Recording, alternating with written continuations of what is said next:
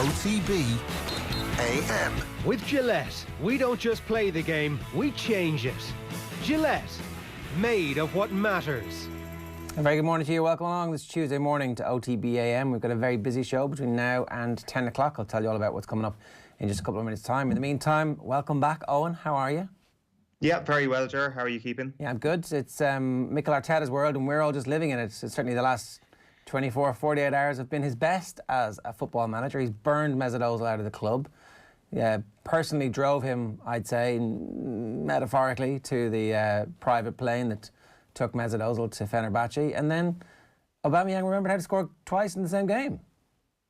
Yeah, two really positive things right there. Like, just on the Ozil thing, first of all, it's kind of the end of an era. I remember when he signed in 2013, I was coming home from Electric Picnic a little bit worse for wear. But my day was made entirely better by the fact that Arsenal had announced themselves as a big spending club all of a sudden, because that was the thing that Arsene Wenger and the end of his era sometimes got criticised with, not sometimes, got criticised with a lot, was that they didn't have the financial spending power or weren't willing to spend as much money as Chelsea and Manchester United, and as a result weren't able to contend.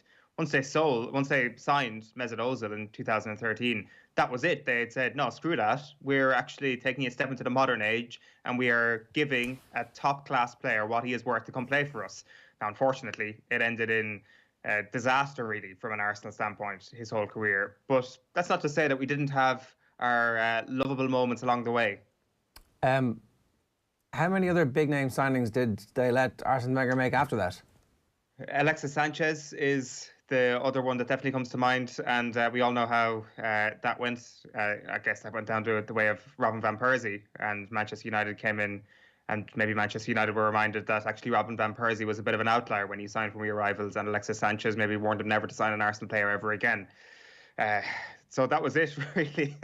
Once they got Ozil and Sanchez, that was it in terms of their massive signings, until, of course, Unai Emery came along and they were like, well, we're going to give this manager a bit of money to spend. And he signed Nicolas Pepe for £73 million. And that doesn't look like it's money well spent. So the next big signing they've then made is under Mikel Arteta, when they were like, we will sign the cheque for Thomas Partey. And maybe he'll have all the quality in the world, but he just hoped that he stays fit, because he was bloody good last night yet again. Well, that's the thing, I think, and I suppose it's not just Aubameyang scoring, it's not just Ozil gone, it's the fact that many different things are coalescing, and the uptick in form has been really good and solid over the last little while. And now, it's not amazing, they're not all of a sudden title contenders or anything like that, but the blip is over, they've come out of it the other side. Is Mikel Arteta pulling an Ole Gunnar Solskjaer? I'm not sure if the blip is over, if they've come out the other side of it just yet. They did have a fairly forgiving run of fixtures. The Chelsea result was a surprise. I don't think many people expected them to beat them in the manner that they did. So that's what's kickstarted this entire run. You would definitely have concerns about the performance against Crystal Palace last Thursday night and the lack of openings that they created in that game, especially given Palace would go on to get beaten 4-0 by Manchester City and had been beaten 7-0 by Liverpool a few weeks previously, that Arsenal came nowhere near opening them up, and there was no injustice about the result last week. And I was actually surprised to see them open up Newcastle on so many occasions last night. It maybe comes down to the fact that Steve Bruce started 4 attackers and actually felt that this Arsenal team were still in that blip and were still in that tough place, and that he felt that he could get 3 points last night. Obviously blew up in his face a little bit. So I don't think the blip is over just yet. I think that there is a game against Manchester United coming up on Sunday week, which is a huge fixture. It was the game that everybody thought marked Arsenal as a top 4 contender a few months back when they beat them 1-0, and we thought that was the end of Manchester United as a title challenger. They have gone in divergent ways ever since then, where Manchester United have put together a title challenge, and Arsenal looked like relegation fodder there for a period before Christmas. So is he going to be the next Ole Gunnar Solskjaer? Possibly. I think that he's a better manager than Ole Gunnar Solskjaer, or has the potential to be a better manager than Ole Gunnar Solskjaer. But right now, you'd have to say that Solskjaer is having the better season. I think Arteta needs patience and he needs time. And I think that anywhere in the European places this season would be a good result. I think you can't be putting your table position down to one other team. But if they can finish above Chelsea, for example, this season, I think that alone would be a good enough year for Arsenal fans to hold up and say, listen, at least we beat them. Look at all the money they spent. Give our young manager a bit of time. They're 2 points behind. But as you say, 2 points behind Chelsea at the moment. That's where they are. So Arsenal just moved up to 10th in the table. on 27 points with 19 games played. Liverpool in 4th have 34 points. So they're 7 points back, and Liverpool will have a game in hand from top 4. You think top 4 is off the table at the moment? It's not off the table because it's such a strange season. I just think they'll end up getting locked out because of the amount of teams that are going to play really well between now and the end of the season. There will be too many teams who put in a run of form, and already the top 3 is done as far as I'm concerned. Manchester United, Liverpool and Manchester City are going to be playing Champions League football next season. It's very hard to make a case that both Leicester City and Tottenham are going to fall away to the point where another team can nip on into the top 4. So it's not off the table, but it would be a massive surprise if they manage to get it. Their best hope of getting Champions League football is by winning the Europa League. That being said, they can possibly go and do that because in Pierre-Emerick Aubameyang, like I left him out of the list of big signings that Arsenal have made down through the last couple of years. Is he starting to find a little bit more form? Like I wanted to voice an opinion about Pierre-Emerick Aubameyang yesterday evening on social media. And how do you go about doing that in the 21st century? Well, you make a meme. So I went in and I made a little sneery meme at Pierre-Emerick Aubameyang. You know me, the guy living in County Kerry is clearly better than Pierre-Emerick Aubameyang and can make fun of him. So I posted a meme saying, they don't know that I was once Golden Boots winner in 2018-19. The whole party meme where the guy is standing in the corner. And sure enough, he went and scored twice in the second half. So you're welcome, first of all, Arsenal fans, for me giving him the petrol to do this. But also, I had like 3 months to do this, and I picked the worst possible night to post that. Was this at half time after he'd missed a sitter in the first half? Yeah. Okay, wow, that's you've got power. That's great. People should hire you to insult them. I am for hire. I am a mercenary insulter, and I can spit memes like nobody else at this. I'm like a dragon, and my fire is memes. And I will put you into a rich vein of form if you are a struggling striker, for sure. You're like Eminem and 8 Mile coming out of the trailer, spitting those memes and changing the course of people's lives. So, honestly, though, you think that they're going to finish 6th or 7th at the moment, and you'd be happy enough with that so long as it's above Chelsea. That is the actual realistic limit of the ambition of Arsenal at the moment. Screw everything else at this point. You've got to find some sort of happiness from this domestic season, and finishing above Chelsea would do it. Maybe winning the FA Cup again might be grand, but like getting to the Europa League semi-finals and potentially getting into the final and winning it. I know they got there 2 seasons ago. They had a disappointing result against Olympiacos in that competition last season. That should be their priority. But in the Premier League, they're not going to get top 4. May as well just try and finish above Chelsea and at least have somebody else to laugh at, because there's enough people laughing at Arsenal for the season they've had so far. I do think that the run before Christmas was just so awful that they have played themselves out of Champions League contention. But, we could be sitting here in 10 days' time and they could have beaten Southampton and they could have beaten Manchester United. And that puts a whole different tint on it because both of those clubs are obviously well above them in the Premier League table at the moment. So things change quickly this year, but I would be very surprised. Top 6 would be fine. Yeah, so they're only 6 points behind Spurs. I a run of form, I suppose, is the comparison that I was making with Solskjaer. And it's obviously facetious, but Solskjaer has been one of the streakiest managers in the Premier League since he's arrived, where the team goes on these mad runs of awful form or good form, and we make knee-jerk decisions on whether or not he's a good manager on the back of that. My point about Arteta a couple of weeks ago in the Paddy Power Half Hour was that just because he'd put a few good results together didn't mean he was a great manager, and just because he'd had a few bad results didn't mean he was a terrible manager. That at the end of the season he'll have had a full transfer window cycle and this will be his team, and he's got rid of Mesut Ozil, who had been a bit of a problem child essentially for almost everybody since he arrived. Capable of absolute moments of genius, but completely inconsistent. It's this point now where we'll see what Arteta is made of. Do you think he's a good manager? Yeah, I do. I really do believe that. I think there was a noticeable improvement from Arsenal under him last season, and that's going from Unai Emery, who was qualified to be the Arsenal manager, more than qualified to be the Arsenal manager, and this guy comes in, and there has been criticism of this guy who hasn't been a qualified manager. That's what people have said, that he wasn't ready to take this job, but he had improved the team that was an Unai Emery team and made it his own, and they'd won the FA Cup last season. Of course, they had a desperate spell in the middle part of this season where they just couldn't create opportunities. Their attacking patterns looked way off. The Mesut Ozil thing was seen to be bad management. But really, when Mesut Ozil was on the pitch, and when everything was fine with the manager in previous spells, there would often be little fallings out here and there where Mesut Ozil would find himself benched for a big game or whatever it may be. I think he made the right decision there, and the results just weren't coming along with it. And people were trying to connect the Ozil situation to the bad results on the pitch, which I think was desperately unfair.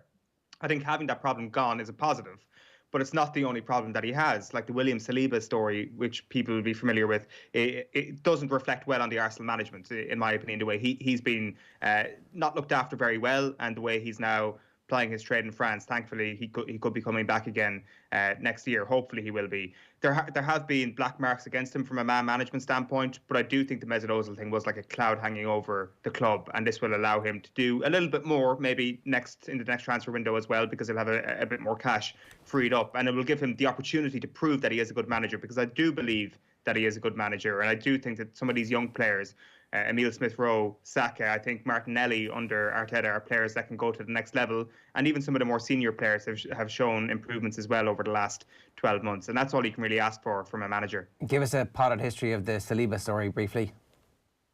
So Saliba comes in, highly rated youngster, played alongside Wesley Fofana, who is now shooting the lights out for Leicester in the heart of the San Etienne defence. Arsenal signed him, he's too young, doesn't get into the first team, is playing a lot of 23s football, isn't registered, and it seems that there has been some sort of mistake with him not getting registered for the squad this season. They can't get rid of him at the end of the last transfer window because, again, there seems to be some sort of administrative error for him to go out on loan. So he's basically trapped at Arsenal for the first half of the season, where they haven't been able to get rid of him, and he's playing under 23s football. They managed to get him back to France this month in January, and he has been playing a couple of games, but it seems like there's been a big 6-month window there, whatever it is, between the ends of the start of the season and the middle of this season, where he could have been playing for Arsenal and he wasn't, and you just wonder why he wasn't tried out. They tried out Runnerson, the very average goalkeeper that they signed in the Europa League, for example, and in the Carabao Cup, but they didn't give this guy any minutes. And he's supposed to be the next Virgil van Dijk. They have labelled him as the next Virgil van Dijk. If you were going to do that, then he's probably worth a few minutes, even if he's only a teenager, in the Europa League or in the Carabao Cup. Like, could have been played against Dundalk, for example, and he wasn't. You just wonder what exactly happened there. But he is out on loan at the moment, and he should come back a better player for that, getting some first-team football in League On. All right, okay, nicely done. 7:42 this morning. Let's join Phil Egan. Phil, good morning to you. How are you? How are you doing, lads? How are you getting on? Yeah, good. Are we starting with that Arsenal 3-0 routine? Yeah. We'll start with Arsenal. Good second half performance, and a couple of names that Owen mentioned there. Emile Smith-Rowe and Bukayo Saka impressed. 20-year-old Smith-Rowe impressed. He set up Saka for a goal, and Pierre-Emerick Aubameyang scored twice with the home side. So Arsenal up to 10th place, unbeaten in 6, 5 clean sheets in a row. First time they've done that since 2009. As for Newcastle, it's now 9 games without a win in all competitions. Pressure mounting on Steve Bruce. Probably the biggest surprise in terms of Newcastle is that somehow they're still 7 points above the relegation zone, but the chase impact, the likes of West Brom and Fulham have shown in the last 2 weeks, they're definitely improving. Tonight, Leicester can go top if they win at home to Chelsea, and Chelsea can move into the top 6 if they win. The Leicester just 2 points behind leaders Manchester United. Obviously, United play tomorrow against Fulham, but that game at the King Power Stadium gets underway at 8 o'clock. Before that, at 6, West Brom, who I mentioned, in the relegation zone, head to West Ham. That's a game for West Brom manager Sam Allardyce against one of his former clubs. Also, action in the FA Cup third round. Southampton host Shrewsbury Town. Remember, the original tie was postponed because of COVID in the Shrewsbury camp, but that game is going to kick off at Mary's from 8 o'clock. The winners of that one will be at home to Arsenal in the fourth round this Saturday. Mohamed Salah says he wants to stay at Liverpool for as long as he can. The Premier League's top scorer this season is contracted at Liverpool until the summer of 2023. But he says he wants to stay and continue to break records for the club. So now it appears that Salah has very much put the ball in Liverpool's court. Leinster's Tadhg Furlong's returning to full fitness just in time for the start of the Six Nations. We don't know if he'll be fit in time for it, but certainly he spent almost a year out of the game with back and calf injuries. So it's good news for Leinster. He's not going to be considered, though, for this weekend's Pro 14 match with Munster. Former Footballer of the Year Andy Moran has made his first major step into management. He's going to take charge of his own club, Ballydoreen. Moran will be joined on the management team by Mayo's former All-Ireland Under-21 winning boss, Mike Solan. And finally, to tennis, obviously, the Australian Open starts next month. Victoria Azarenka, a two-time winner of the tournament, has asked her fellow tennis players stuck in isolation to show some understanding and empathy to the local community. Some players not happy that they spent 2 weeks confined to a hotel room after passengers in their plane tested positive for coronavirus. You would have seen various videos doing the rounds of players practicing in the rooms and giving out about the conditions. Novak Djokovic, everyone's favourite, has asked for some of the coronavirus restrictions to be eased a bit, but it doesn't appear he's got too much sympathy in that one. No. We might talk about this a little bit later on. Phil, good stuff. Thanks a million. Cheers, lads. 7:45 this morning here on OTB AM, live in association with Gillette. Good morning. Start with Gillette, giving you the confidence to tackle the day ahead. Here's what's coming up. Sam Lee's going to join us to talk to us about the situation at Manchester City. Andy Reid's going to join us at 8 o'clock about his new gig with Nottingham Forest. Conor McDonald is going to talk to us about the TikTok challenge that he's doing with his mum, and also a bit about the Wexford Hurlers, of course. John Duggan's going to join us at 8:35 to round up the rest of the day's sport. Anna Caplice is going to join us to talk about a tweet she sent out at the weekend about the sacrifices that the women's rugby team are making to play for their country and just how underappreciated they can be at sometimes. We'll talk about the new Tiger Woods documentary, part 2 of which Owen has got a sneak preview of. Deal or No Deal coming your way at 9:15. And then Andy Dunne talking about the 9 position with Ireland and the role that Conor Murray plays in particular. We'll talk about that and play a little clip of it a little bit later on as well. That's all coming up between now and 10 o'clock. We'd love to hear from you. 0879 180 180 is the number. You can WhatsApp us any of your comments. And I'm delighted to say Sam Lee is with us. We're going to get to him in one sec. Here's Mark Lawrenson on last night's show speaking about the impact John Stones is making at Manchester City. Have a look. He's still relatively a kid, so you look at those. You basically look at Liverpool and you look at Manchester United, and they've got problems at the moment. They're not insurmountable problems, but you look at City, and they seem to have solved their biggest problem, which was, which 2 centre-backs to play with. Yeah. It's hard not to be happy for John Stones. Oh, fantastic, because obviously, like Moyes, is one of my big friends, and he just said you won't get a nicer lad. You won't get a lad as well who's so into his football and trains hard and works hard and lives really, really well. So I know it's good for him. He's obviously just stuck at it in training, and he's basically, and I never thought he would be able to do this, he's basically persuaded Pep Guardiola that he's still a player and still very, very useful. At the moment, he's as good as anybody in that Manchester City team. Yes, that's Mark Lawrenson speaking with Joe last night. Sam Lee of The Athletic is with us. Sam, good morning to you. Good morning. We might actually start there off the back of that. What is John Stones' renaissance down to? A bit of luck, first of all, and not in the sense of his performances, because his performances have been fantastic, but a bit of luck because I think City planned to sell him in the summer. They were going to keep Eric Garcia. In the end, Barca came for Garcia. They thought, okay, we'll sell him, keep John Stones. In the end, they didn't sell either of them, and they had a bit of a problem with 5 centre-backs, and we saw in October, maybe even November time, that Garcia was playing instead of Stones, but Stones then took his chances. A bit of it as well, and I mentioned this because Guardiola's mentioned it a couple of times whenever he's been asked about the John Stones renaissance. He's mentioned a couple of personal problems that he had, certainly last year. I remember there was a time last February where he didn't even get in the squad for the game against Spurs, and Garcia got in again. There was like an issue relating to his breakup with his partner, and Guardiola decided his head wasn't in the right space to play football. So there's been a few things there, and also there's been injuries as well. Last season was his big chance, and that's why they were willing to let him go in the summer. When Laporte got injured, it was, okay, this is the big chance for John Stones to come in and make his mark, and he didn't do it. He got injured straight away. He came back into the team. They played badly, get injured again, and he was just always in and out, couldn't get a run going. So he's had that little bit of a sliding doors moment in the summer where he's still at the club. Got injured again at the start of the season, played well against Wolves on the first day, got injured again. But since then, Guardiola's used him in a couple of games, in midweek, Champions League, League Cup, played really well, to the extent where Laporte had a little bit of a dip. Stones came back in, and with his head in a better place after, kind of getting over those personal problems a bit, no injury problems, and just being able to focus on his football a little like Mark Lawrenson said, been able to get back in the team, and he's undroppable at this point in time, for sure. It really helps that he's got what looks like a world-class partner beside him, making sure that any mistakes he does make might be mopped up. We can't overstate the impact that Diaz has had, really.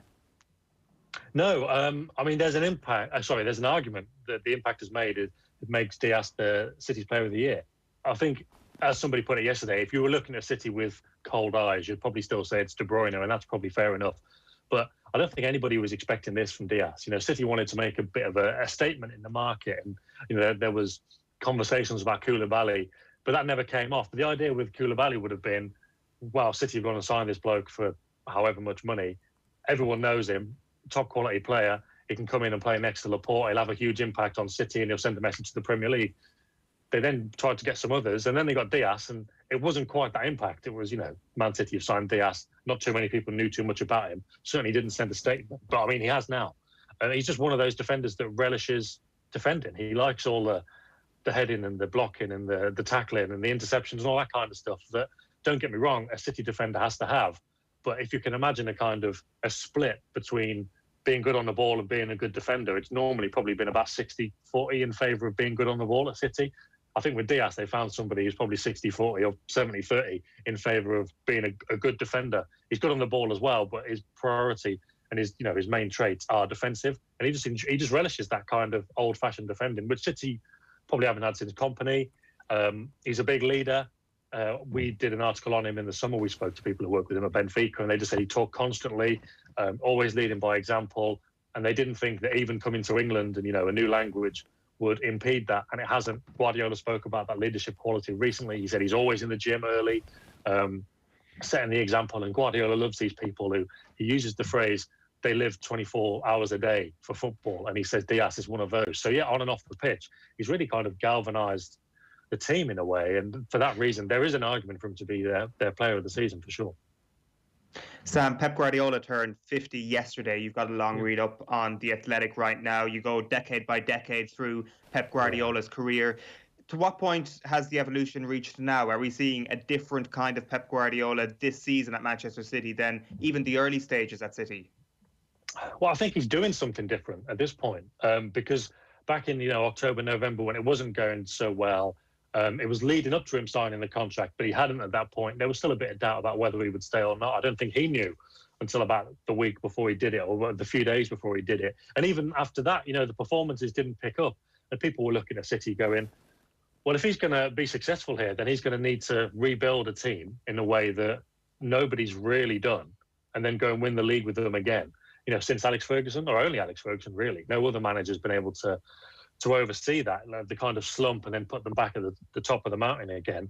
And obviously we don't know. It's too soon to say if he's going to do that, but they certainly look good. And that's because, he's kind of turned them around. And I've got to admit, I was sceptical about it. I was saying that they should have kept him as manager because, for Manchester City or for any club, where do you go after Pep Guardiola? It's going to go downhill inevitably. But the doubt remained about whether he could get the team playing, I suppose, back to their old levels. And it wasn't just the fact that it was the start of the season and there was COVID problems and there was the lack of the pre-season, because last season they weren't bad by any means, but they had dropped off. They were too weak defensively, and they did score enough goals, but they weren't clinical enough where it really mattered. And that was basically still the issue they had. In October, November, they weren't creating too many chances either. So even when they'd sorted the defence out, it wasn't great to watch. A lot of fans were seeing them win games and come away thinking something's not right here. And that went through all the way to December, and kind of culminated, I suppose, for City fans and everybody else watching in that Manchester derby in December, because people looked at that and thought, you could have gone for that. That was the week that United had gone out of the Champions League. A lot of City fans felt they were there for the taking. If Guardiola had a gamble, brought some subs on, gone more attacking. But his focus then was keeping it tight. He didn't want to concede goals. And that was quite new for Pep, to prioritise the defence, to worry so much about the counter-attack that he wouldn't risk going and get a winner himself. For somebody who is all about attacking football, that was strange. So at that point, everyone was thinking, what is going on here? But that was the turning point. And this is something that he's done this season that he possibly hasn't done in the past. Straight after that game, he started sending men forward. He abandoned all the ideas he had before of having the wingers, getting them to come inside, which wasn't working too well. The two holding midfielders, which, it was okay, but it wasn't working too well. It wasn't City that we know. But he built on that defence. He found ways to make them just as solid defensively, but get them going forward and attacking as well. And that's why probably that win at Chelsea was like, okay, something's coming together here. And since then, they've kept that up. Since the derby, really, yeah, they've got back to looking a bit more like their old selves. Guardiola's fixed the problems. Mark Lawrenson hit the nail on the head, really. United and Liverpool, they've got issues, not insurmountable at all. If you're talking about the team that's probably got their act together the most at the moment, it's City. And that's because Guardiola's kind of assuaged those doubts, fixed a couple of problems in the team. And all they need to do now, really, other than keep it going, is just take a few more chances. So, yeah, he has kind of shown a different side to him. And Pep Guardiola at 50, he said the last few years at City, he's had to learn to adapt to the players and be adaptable. And he learned that at Bayern Munich. He thought, okay, I can't just play like Barcelona here. And to be fair, 10, 11 years at the top of the game, he's still he's always ahead of the curve. He's always setting the trends. That's not easy. And that's what we're seeing at City at the moment, finding new ways to adapt and thrive, really. One of the concerns in that early part of the season had been the fact that Aguero was injured and was out for so long, and who was going to score the goals. And obviously, at the weekend, we saw the defence contribute with a number of goals. We've seen Phil Foden become the joint top scorer in the league so far. But what will they do about the goals issue? Are they reliant then on the goals being spread out across the team, or is somebody going to step forward from now to the end of the season to score the goals that will win the league? I'm not sure if it's about somebody. I mean, the issue was, like I say, October, November, they weren't creating too much anyway. So when you combine that with the fact that they're not especially clinical, that's why they were either drawing games or just winning 1-0 and scraping through a bit because the defence was, strong enough to keep the teams out. And it was easy then to kind of make excuses for them, really, and just give reasons for it. And so, well, they haven't had a number 9 all season. Aguero's been in and out, but mostly out. Jesus has been mainly out as well. But we've seen recently, even without those number 9s, they can do it because, like Ilkay Gundogan's been picking up the slack. He's got 4 goals in 6 games. De Bruyne is not scoring at the moment. The front three, Sterling obviously scored that great goal the other night. Sterling was one of the biggest culprits for missing chances last season and still this season. Jesus as well. Mahrez is up there in terms of the Premier League goal scoring stakes, but 3 of those came against Burnley. I think he's got 4 overall. So, I don't think it's necessarily the case that somebody's going to come in and pull their weight with the goals. Maybe that could be Aguero because he's been unlucky with this kind of COVID isolation. Just as he was getting fit enough to return, he had to isolate for 10 days, so he's missed 3 games. Maybe it'll be him. But I just think it's going to have to be something they share out. And the beauty of the team again at the moment is they are creating enough chances. So the logic being, well, if they create 6 or 7 chances with their strike rate, they'll probably get 1 or 2. And with the defence, that should be enough. So that could be enough without somebody getting 30 goals on their own. But what they do need is for, De Bruyne to start getting a couple more, for Sterling and Jesus to quickly get above 10 and go from there. And for people like Mahrez, Bernardo Silva to chip in as well, which is what they had last season, even when they weren't scoring enough. But like I say, the difference now, the fact that the defence is so strong, it does take that burden off a little bit in terms of the goal scoring. It's going to be really interesting to see what happens next, because obviously Messi more than likely will become free at the end of the season, but at the same time Kylian Mbappe will be on the market, and if the price is right, then perhaps Haaland is on the market as well. And Pep Guardiola has signed a new deal, so all of that uncertainty that we had about what was going to happen at Manchester City has largely gone. I think there'll always be a little bit of a doubt with Pep and his track record, but the fact that he has signed the new deal, and if they were to win the league this year, it's an incredibly strong situation for them to be in a buying market where the whole team is fixed, with the exception of one brilliant out-and-out striker. Yeah, it's funny. I think a few fans have said recently they don't want the recent form to kind of cloud the idea that they do need a few good players. Again, people who aren't City fans watching this going, Man City need a few good players after the money they've spent and how well they're playing, whichever way they look at it. Yeah, I get that. But they haven't addressed the left-back situation for 2 or 3 years. Between Zinchenko and Ake, the way they're playing at the moment, they've got enough. But I do think they need to address that. A striker, and Haaland is the one everybody wants. I've seen reports that, Dortmund won't sell him in the summer, but you never know the kind of pressure that the big clubs might put on. Mbappe, I think, for everything I've heard, is, Real Madrid are in the driving seat for that one. Lukaku's been mentioned. Lukaku's somebody that came up when I was looking into who City could possibly get from the data and statistics point of view recently. That's certainly an interesting one. They do need a kind of figurehead like that. But there's left back as well. There's the midfield position, either a defensive midfielder, just for a bit of depth really, or again another example of how they've done so well this season is they've managed to replace David Silva. And recently, it hasn't looked like they've missed him. The way they've been getting men forward in creative ways, like João Cancelo coming forward and playing attacking midfield from right back, that's helped. Ilkay Gundogan being further forward, that's helped. They could probably do with another player like Silva in that type that Guardiola loves so much, somebody who gets the ball and gives the ball and keeps the game ticking over. That would probably be somebody that would make them even safer if they were to win the league this season. That's how you think they would build going on to next season as well, and strengthening for the final 2 years of Guardiola's contract. But yeah, I think the money's there. It was reported the other day that the money's there and the type of players they're looking for. They had a look for those players last summer as well, which is generally how they go about things. They had a look at João Felix. They made an inquiry for him a year after they tried a bit to get him from Benfica. Obviously, he went to Atletico. Last summer, they went, would you sell him? And they went, well, clause. And the buyout clause is 300 million. So they went, okay, forget it.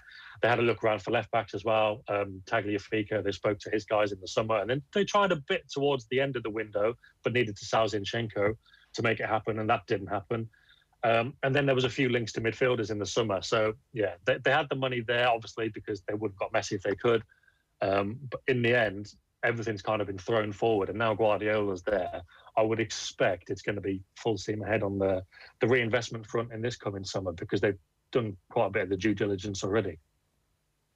All right, it's pretty exciting if you're a Manchester City fan listening to that. Just one other thing we were chatting about this morning, Sam, is about Mikel Arteta and kind of how they're over this blip a little bit at Arsenal at the moment. There was a conversation before Christmas when Arsenal were going through that really sticky spell that they had made a terrible mistake that everybody knew was a terrible mistake at the time. And I thought it was a little bit of revisionism myself that, the reputation that he had garnered at Manchester City was so good that he was qualified to get a big job, a manager's job at Arsenal.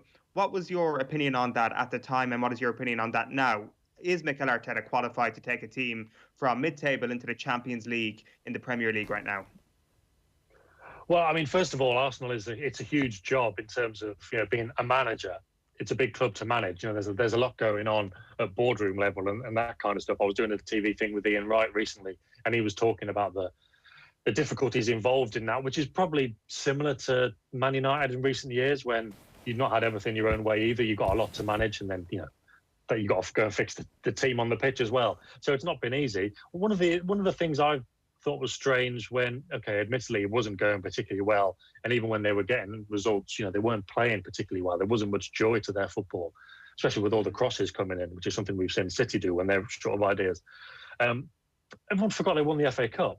And I know, teams can win the FA Cup and hear from them again, but to come in 6 months in the job, win the FA Cup, they beat City in the semi-final, they beat Chelsea so well in the final. That was when Chelsea were playing pretty well. I think Chelsea were favourites for that. So I thought that was, again, if we're talking about revisionism, I thought that was overlooked far too easily.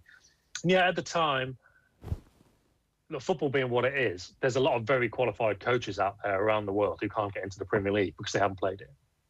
I was speaking to somebody yesterday who represents a Spanish-speaking manager who's managed a World Cup, and he wants to manage in England, but he can't get in the door.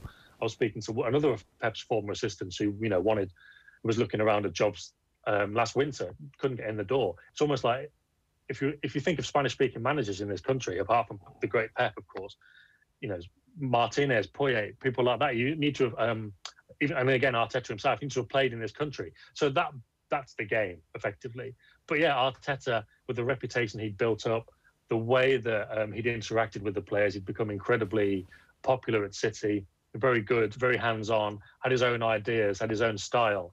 Talking about Guardiola adapting, maybe that's something he's had to adapt to a bit. Although that said, Mesut Ozil's just gone. He's finally managed to get rid of Mesut Ozil after, Unai Emery couldn't. So he is very stubborn. So maybe there's a few lessons he's learning on the job. But no, last year when he got the job, I thought it was a good move for Arsenal. The former player thing was very in vogue at the time, getting in somebody who gets it and, who can maybe galvanise a fan base and a club. And with somebody who was a former player, but somebody who's also qualified for the job. Obviously, Solskjaer's doing a great job now, but I would say that Arteta was probably more qualified to get the Arsenal job than Solskjaer was for the Man United job. So no, I don't think it was fair that people were saying he didn't deserve it at the time. And I think now we see that sometimes you need you might have to ride out a bad patch in football. Lampard said it recently. Probably a bit of an element there of saving his own skin a bit, but he was like, look, this is football. You have ups and downs. You have good patches and bad patches, and that's true. You know, we're so used to managers getting the bullet straight away, but it is true. You know, you do need to give managers time. There's so many examples over the years of that happening, and yeah, I think with Arsenal, they've got somebody who's definitely capable of getting them up there. Top four, obviously this season, the way it's gone with those teething problems, probably too much. But yeah, like I say, they won the FA Cup. They're a little bit back on track. They're stabilised. Slow progress, perhaps, but I do think it's progress. Sam, good to have you with us. Thanks a million. Yeah, thanks a lot, guys. Sam Lee from The Athletic there, and as Owen said, you should try and check out that long read on Pep Guardiola. It's 5 minutes past 8. We're staying with football. I'm delighted to say Andy Reid is with us. He's officially taken the Forest under-23s gig. Andy, good morning to you. How are you? Morning, how are you? Good? Yeah, good, thanks. You've actually been doing the Forest job and the Ireland job at the same time over the last year or so, is that right? Yeah, well, I came in last January as assistant to help out a mate of mine, Chris Cohen, who was leading the 23s at the time, and I was kind of doing the assistant job and the 18s job with Ireland at the same time. So there was plenty of work on. Although there was no football on, there was still plenty going on, and lots of scouting coordination and plenty still going on. So it's been a busy year for me, considering that there hasn't been all that much football, especially at the international stage. And so then this news this week is that you've taken the under-23s gig at Forest full-time, and you won't obviously have time to be involved with Ireland under-18s anymore. Yeah, listen, I think it's a job that with Ireland's under-18s, although it's not competitive at the moment, there's plans for it to go competitive next season. So it's not a job that you would be able to do kind of alongside a head coach role at a club the size of Forest with the 23s. So I made the decision that I had to step away. I really want to focus on this job. It's a great opportunity. It's something that I'm absolutely delighted to be able to do. And the lure of kind of coaching day in, day out is was too much at a club that kind of means so much to me as well. And for me, that's the big thing really. It's being on the grass every single day. It's how I want to develop as a coach. It's what I get the real buzz from, is being out there. And the international football has been great, and I've learned so much and been around so many really good people. But as I said, just to be out there on the pitch every day with the players, setting up teams, working towards games on a daily basis is what I'm all about, and it's what I get my real buzz from. So to be able to do that here is fantastic. Andy, what's your own coaching philosophy in terms of how the game should be played? Where did you pick that up, and is that something that's always evolving for you as a young coach? Yeah, I think it is something that's evolving. I think I'm realistic to understand what way the game is going, and the game is going really, really high tempo, really, really high pressure. Probably maybe a little bit surprising considering the type of player that I was, but I understand now that the game has changed a lot since when I started playing football. So I want my teams to press high up the pitch. I want them to play with real high energy, get after the ball. All my teams, I like them to really press. I take kind of a lot of bits from some of the German coaches at the moment, and the way they're setting up the teams and the way they're going after the ball and winning it back. I think if you win the ball back high of the pitch, it gives you a better opportunity to score, and I know that goes without saying. So they would be along the lines of what I'm looking for out of possession. In possession, I want my creative players. I was a creative player myself. I want to see my creative players coming into them little pockets, getting on the ball. I want to see my strikers stretching in behind. I want to see them getting on the end of balls, and I want us to dominate possession. So, listen, I could kind of talk about my philosophy and how I want my teams to play for hours, but that's just a little bit of a snippet of how I see the game, the modern game being played. At under-23 level, Andy, who's on your team? Is it the players who are trying to get fitness back to play for the senior team? Is it the kids who are 19, 20, who are on the verge of the first team? What is the actual general makeup of an under-23 squad? Well, it can be quite varied. We've got some lads who've just kind of come out of the youth team, so it's like that bridging bit between the under-18s and the first team, and we have to try and give them the experience necessary to be able to make an impact on the manager, or for him to be able to see them where he kind of, he takes a little bit of notice. You can also get first team players back who might need a little bit of fitness. Sometimes you even get players who are surplus to requirements at a football club who come back and play. I think it's also important for us that we've got a really good loan programme here at Forest, where we've got probably 8 of our 23s out on loan at league clubs over in England, and it's a very important part of our programme. 23 football, we try and treat it as professionally, and we do it properly, and we're always at it, and plenty of tackles, plenty of headers, and we like to play good football.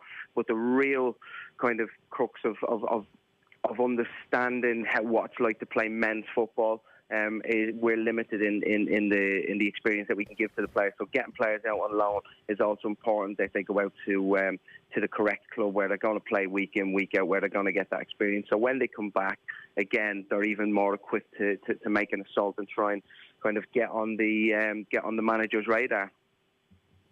Was it always in your plans, Andy, to take a gig akin to an under-23s gig, where you talk about that philosophy there, now you can actually put that into practice a little bit without managing a first team, and that when hopefully you do step up to a first team gig, eventually you'll have a better idea of what works and what doesn't? Yeah, absolutely. Listen, I'm an ambitious coach, but I'm also realistic as well. I'm a young coach. I'm hungry to learn. I've been doing my badges over the years, and I feel that on the pro license, which was a phenomenal learning experience for me, I have to say, with the people that I've done it with the experience that the coach educators with the FEI put on. It was absolutely fantastic. So I learned so much from that. So to be able to implement some of the bits that you've kind of devised, some of the ideas that you've come up with, it's a really good place for me to be able to do that. I love coming into work every day at Forest. It's fantastic. There's a great atmosphere around the place, and especially in the academy. And so coming in every day and working and being able to come up with them ideas and then be able to implement them and see how the players implement them, and not get away from the main fact is that we're here to develop players, and some of them players will play here in the first team of Forest.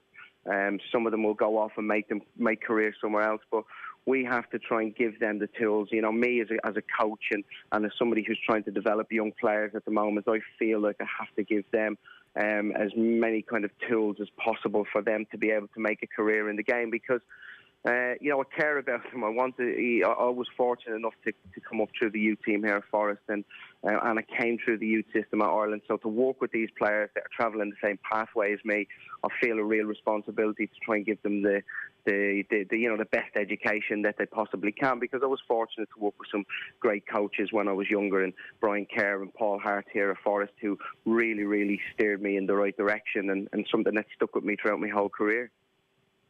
Have you been chatting to Chris Hughton? Was he a part of this move? Yeah, I've spoken to him. He's been great. I was already here when he came in. I've known Chris because I worked with him at Tottenham and obviously worked with him at Ireland as well. So I've been able to forge a really good relationship with him between the 23s and the first team, and he knows I'm here to help in any way I can, and vice versa. He's always there for, he's a sounding board for me. I think it's also important that Stephen Reid is in the setup as well, as is Nick Colgan, players that I played with, and Stephen Reid was my roommate when we played with Ireland. So to have these people that I've got a good relationship with is key, and I think the club have kind of noticed that, and the academy manager here, Gary Brazil, has noticed that in the fact that them links are really, really strong, and I've been at clubs before where, played at clubs before where the link between the 23s and the first team setup, or the link between the academy and the first team setup, wasn't as strong as you would like it to be. So it's a very important relationship if you want to develop players. So it's important for me that I have that relationship and that I keep nurturing that relationship, and we kind of build up that trust over a period of time of working together. Are you leaving the Ireland under-18s job with hope for Irish football? Yeah, well, absolutely. I mean, listen, I know it's been a tough few years, and I think everybody can see that. What you can see and why you can be hopeful, look at the amount of success that we have had at underage level, the amount of success that Colin O'Brien's had at 17s and that Tom Mowan's had at 19s, and there's been a fantastic degree of success at under 23 level. There's under 21 level. Sorry, there's players coming through. We had a real barren spell of probably 8-9 years where we struggled to get players through. We just weren't. They just didn't seem to be there. There's been a good shake-up. There's good coaches in there. There's good people who know how to develop players. They know how to push them on. You know, and I've learned so much from these people. So I have massive hope. There's so much good stuff going on, and I've been very fortunate that I've been able to kind of be around it. Being around the managers' meetings that we've had, and you know, and I see the work that people are doing. I see the scouting restructuring going on. You know, I see these coaches getting better all the time, and really kind of honing their craft and really helping develop the players. So I'm, you know, in a lot of ways, I'm very sad to be stepping away from the under-18s role. I would have liked to kind of get my teeth into a little bit more, but because of COVID, there's been very, very little international football at that age, so at the age group. So I haven't been able to, but I'm also very fortunate that I've been able to be in and around it, and I'm sad stepping away from it in some respects. But as I mentioned earlier, the lure of coaching every single day was just too strong. And in terms go on. Well, I was just going to say, why weren't the players coming through over the last 8 or 9 years, as you mentioned, and why has that changed now? Well, I'm not really too sure, if I'm being honest with you, because I wasn't really involved in it. You know, I mean, I came in 2.5 years ago to help out Jim Crawford as one of his assistants, and then stepped up to the head coach role. So, in all honesty, I'm not too sure what was going on before that. I'm not too sure it was. And why you're talking about players coming through now is I think that there's a bigger, there's a more kind of, how can I explain it? There's a fuller picture of how the players are being developed from a younger age, and there's more togetherness. There's more people in contact with each other. We're getting players from all over the country being developed, and then when they do come into the structure, they're working with top class coaches. You know, and I say that there's top class coaches all the way up from, you know, Niall Harrison on the 14s, Jason O'Donoghue, Paul Sam. Working with them as well. You know, there's fantastic coaches who are really, really experienced in developing players, and they're really getting some great results, because we're seeing that now. And I know, you know, we're going through a little bit of a kind of transfer period where we're bringing players through, and that's always difficult. And Stephen is tasked with that, and that's why, you know, he needs the time and he needs everybody's support. But you know, if you look at people like Jason Malumbi and Jason Knight and Adam Ida who are coming through, I mean, you give these guys 18 months to 2 years, you know, working with Stephen and then working at the clubs and really developing. You're talking about having a fantastically strong team, a team that will be able to compete in European championships, that will be able to compete to qualify for World Cups. I firmly believe that, because I've seen what's coming through at international level at the underage, and we've proved that we're able to compete with some of these top teams. You know, you just look at the under-19s last year when they went to Armenia and how far they got. So I'm really, really confident that, you know, given a little bit of time to develop these players, giving them a little bit of experience to kind of grow into men and really get to grasp with men's football, that we'll have a team capable of challenging and capable of qualifying for tournaments. All right, Andy, we've got to leave it there. That's a really positive, upbeat assessment of where we are, and it's good to hear, because I'd say a lot of us are a bit concerned about the future of Irish football. Yeah. Well, listen, it's been a tough period. There's no getting away from that. Having worked closely with Stephen, and I've worked really closely with Stephen, and I know Keith really, really well. You know, the level of professionalism that he goes about his business with, and the ideas that he has for taking it forward and for really kind of pushing on the football side of it, I've seen them firsthand, and they're fantastic ideas. And you know, when you come into anything, I've just listened to what you were talking about there just before I came on, when you talked about Mikel Arteta and coming in at Arsenal. Mikel Arteta is a fantastic coach, and he's a football man, and he knows, but it takes time to develop his philosophy into a club, to get his ideas across, to get his kind of the ambition that he's got to take these players forward. It takes time to implement that onto the players. So, you know, it's no different with international football. It's probably harder international football because you've got less time. So, I'm really confident that you know, that Stephen will lead the lads through, and in the next couple of years we will see us really pushing and being really competitive in these groups. Andy, great to have you with us. Best of luck in the new gig. Cheers, man. Thanks, guys. Take care. Andy Reid there, the under-23 official Forest manager now. He'd obviously been working with them on an interim basis and with the Ireland under-18s at the same time. Very good to hear that. Love to hear from you as well. 0879 180 180 is the number. We're going to speak with Wexford hurler Conor McDonald next. OTB AM on OTB Sports Radio, Ireland's first and only sports radio station.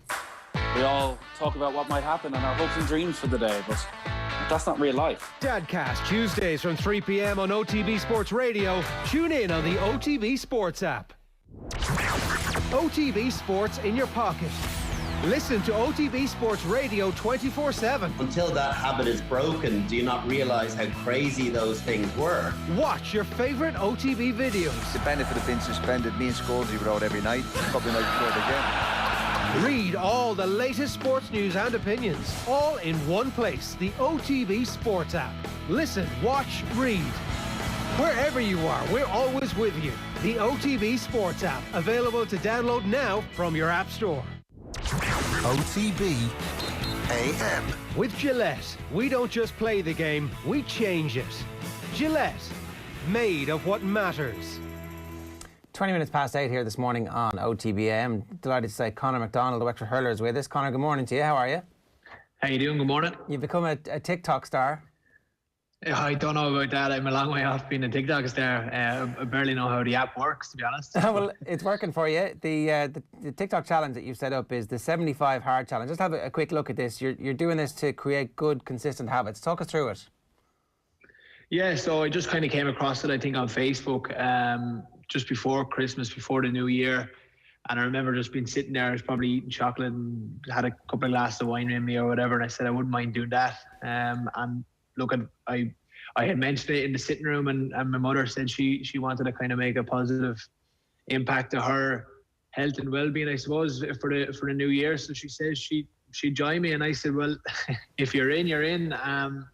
We'll do it together and make each other accountable. And look, we said we documented in some way to I suppose to make it kind of more accountable and to create memories, I suppose.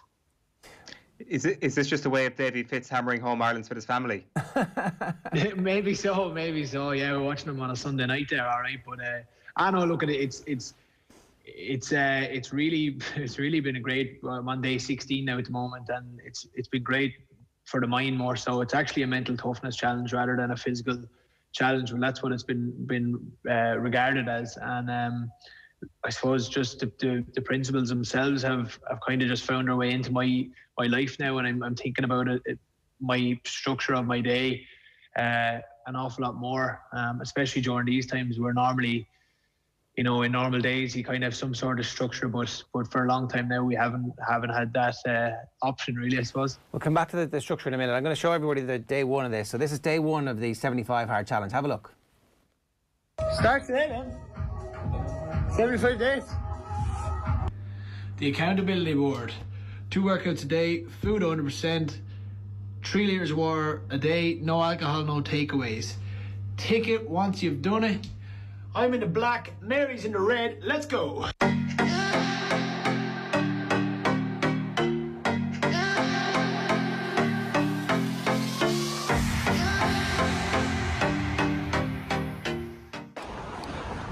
First run in the rain, of course.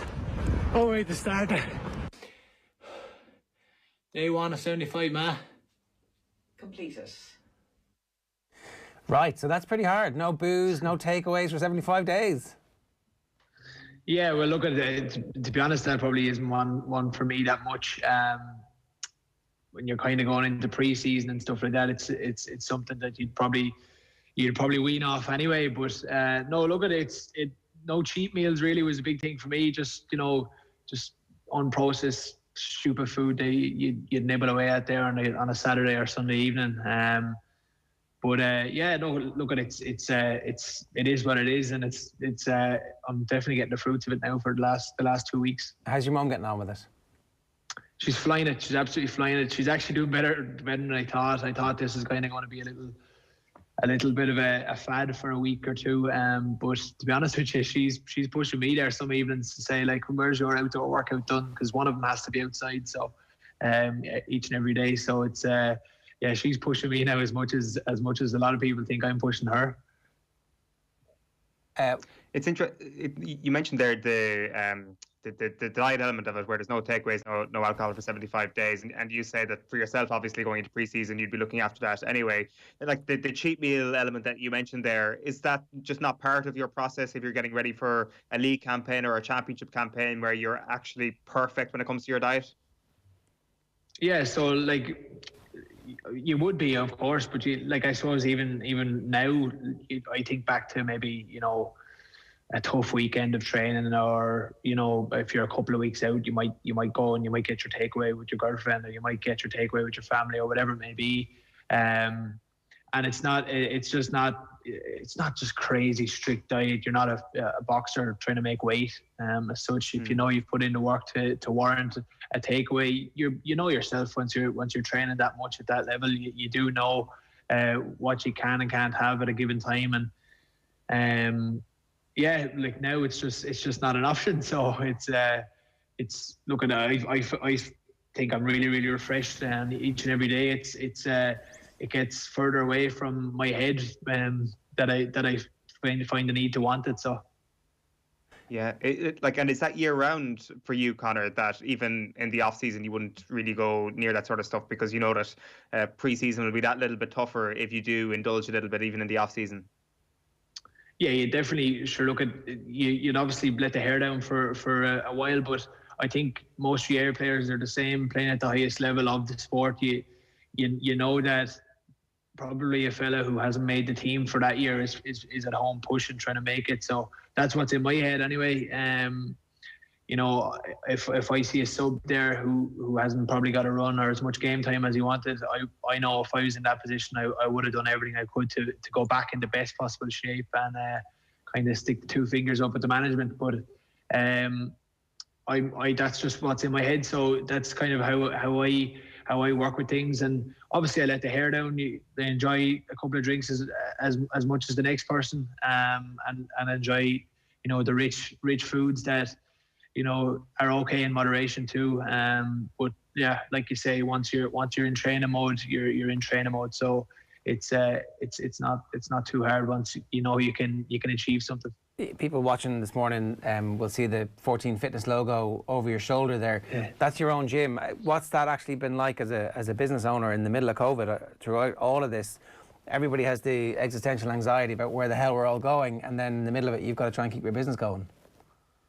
Yeah, look at it. It's obviously been quite difficult. We went online there for a bit. At this, like from the start, it took a bit of work to get the onboard, and there was a lot of guesswork there for a while. But no, a lot of it's gone online now.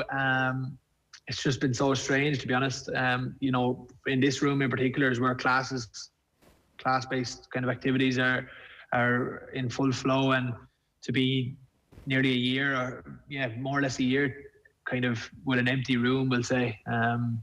It's just been a bit surreal, to be honest with you. But look at it. It's something that I always try to put a positive twist on. I always wanted to go online. I always wanted to have that side of it, and I never really felt like I had the proper time to commit to it and do the onboarding properly. And yeah, it's COVID has definitely forced me to do that anyway. And a lot of people, sorry. How responsive have your clients been to that? Yeah, look, there's two ways to it. Obviously, if there's no other gym open, clients are going to still want to do a bit of work and get their workouts done. So they have to obviously improvise as much as I am. And it has been, we've got some really good response, but also it kind of opens up your target audience, really. I ran an online program just before Christmas, 6 weeks before Christmas, and I think there was 2 people from Wexford.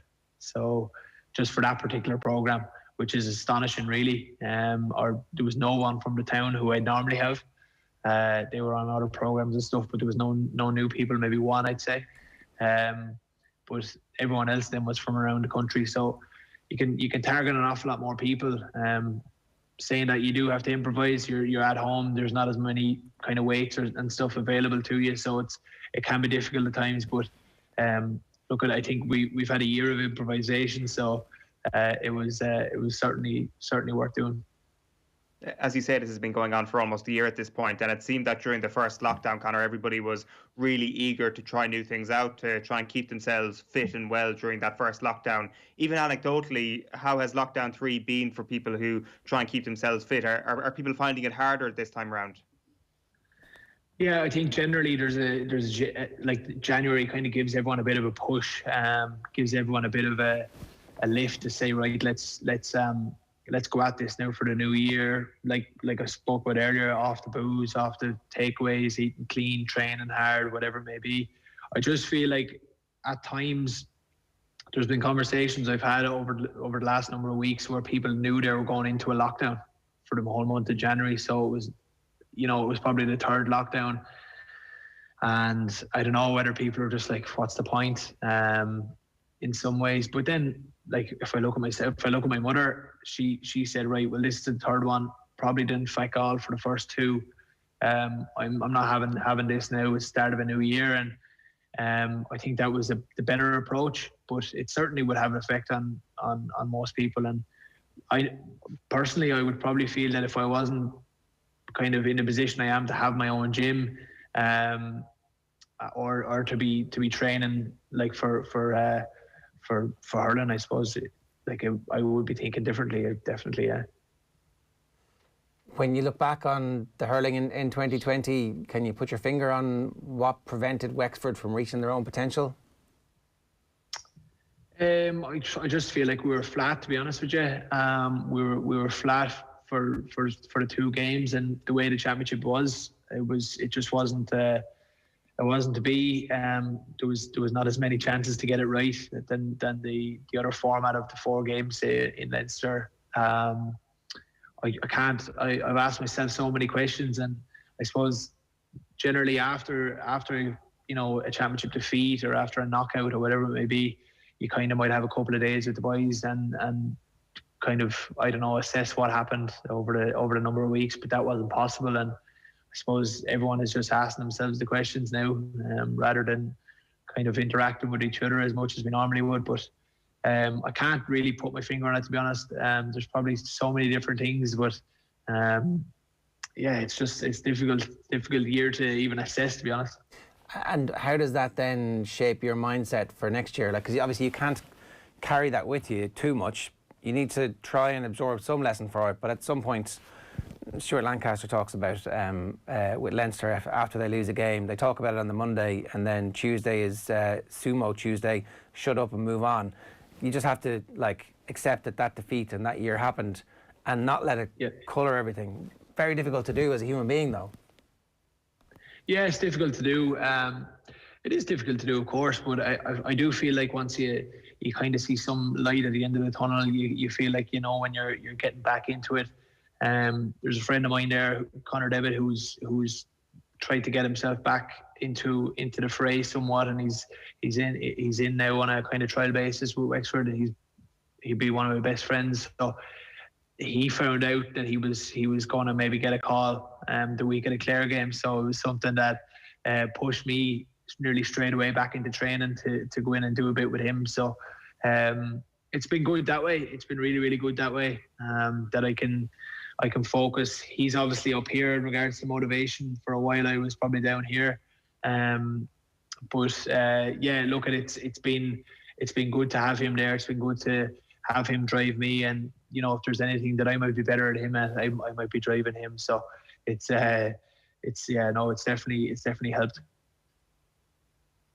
What is do you have a concrete ambition going into every year, Conor? Do you meet as a team? Do you say we're going to win the All-Ireland this year, and that's a singular ambition?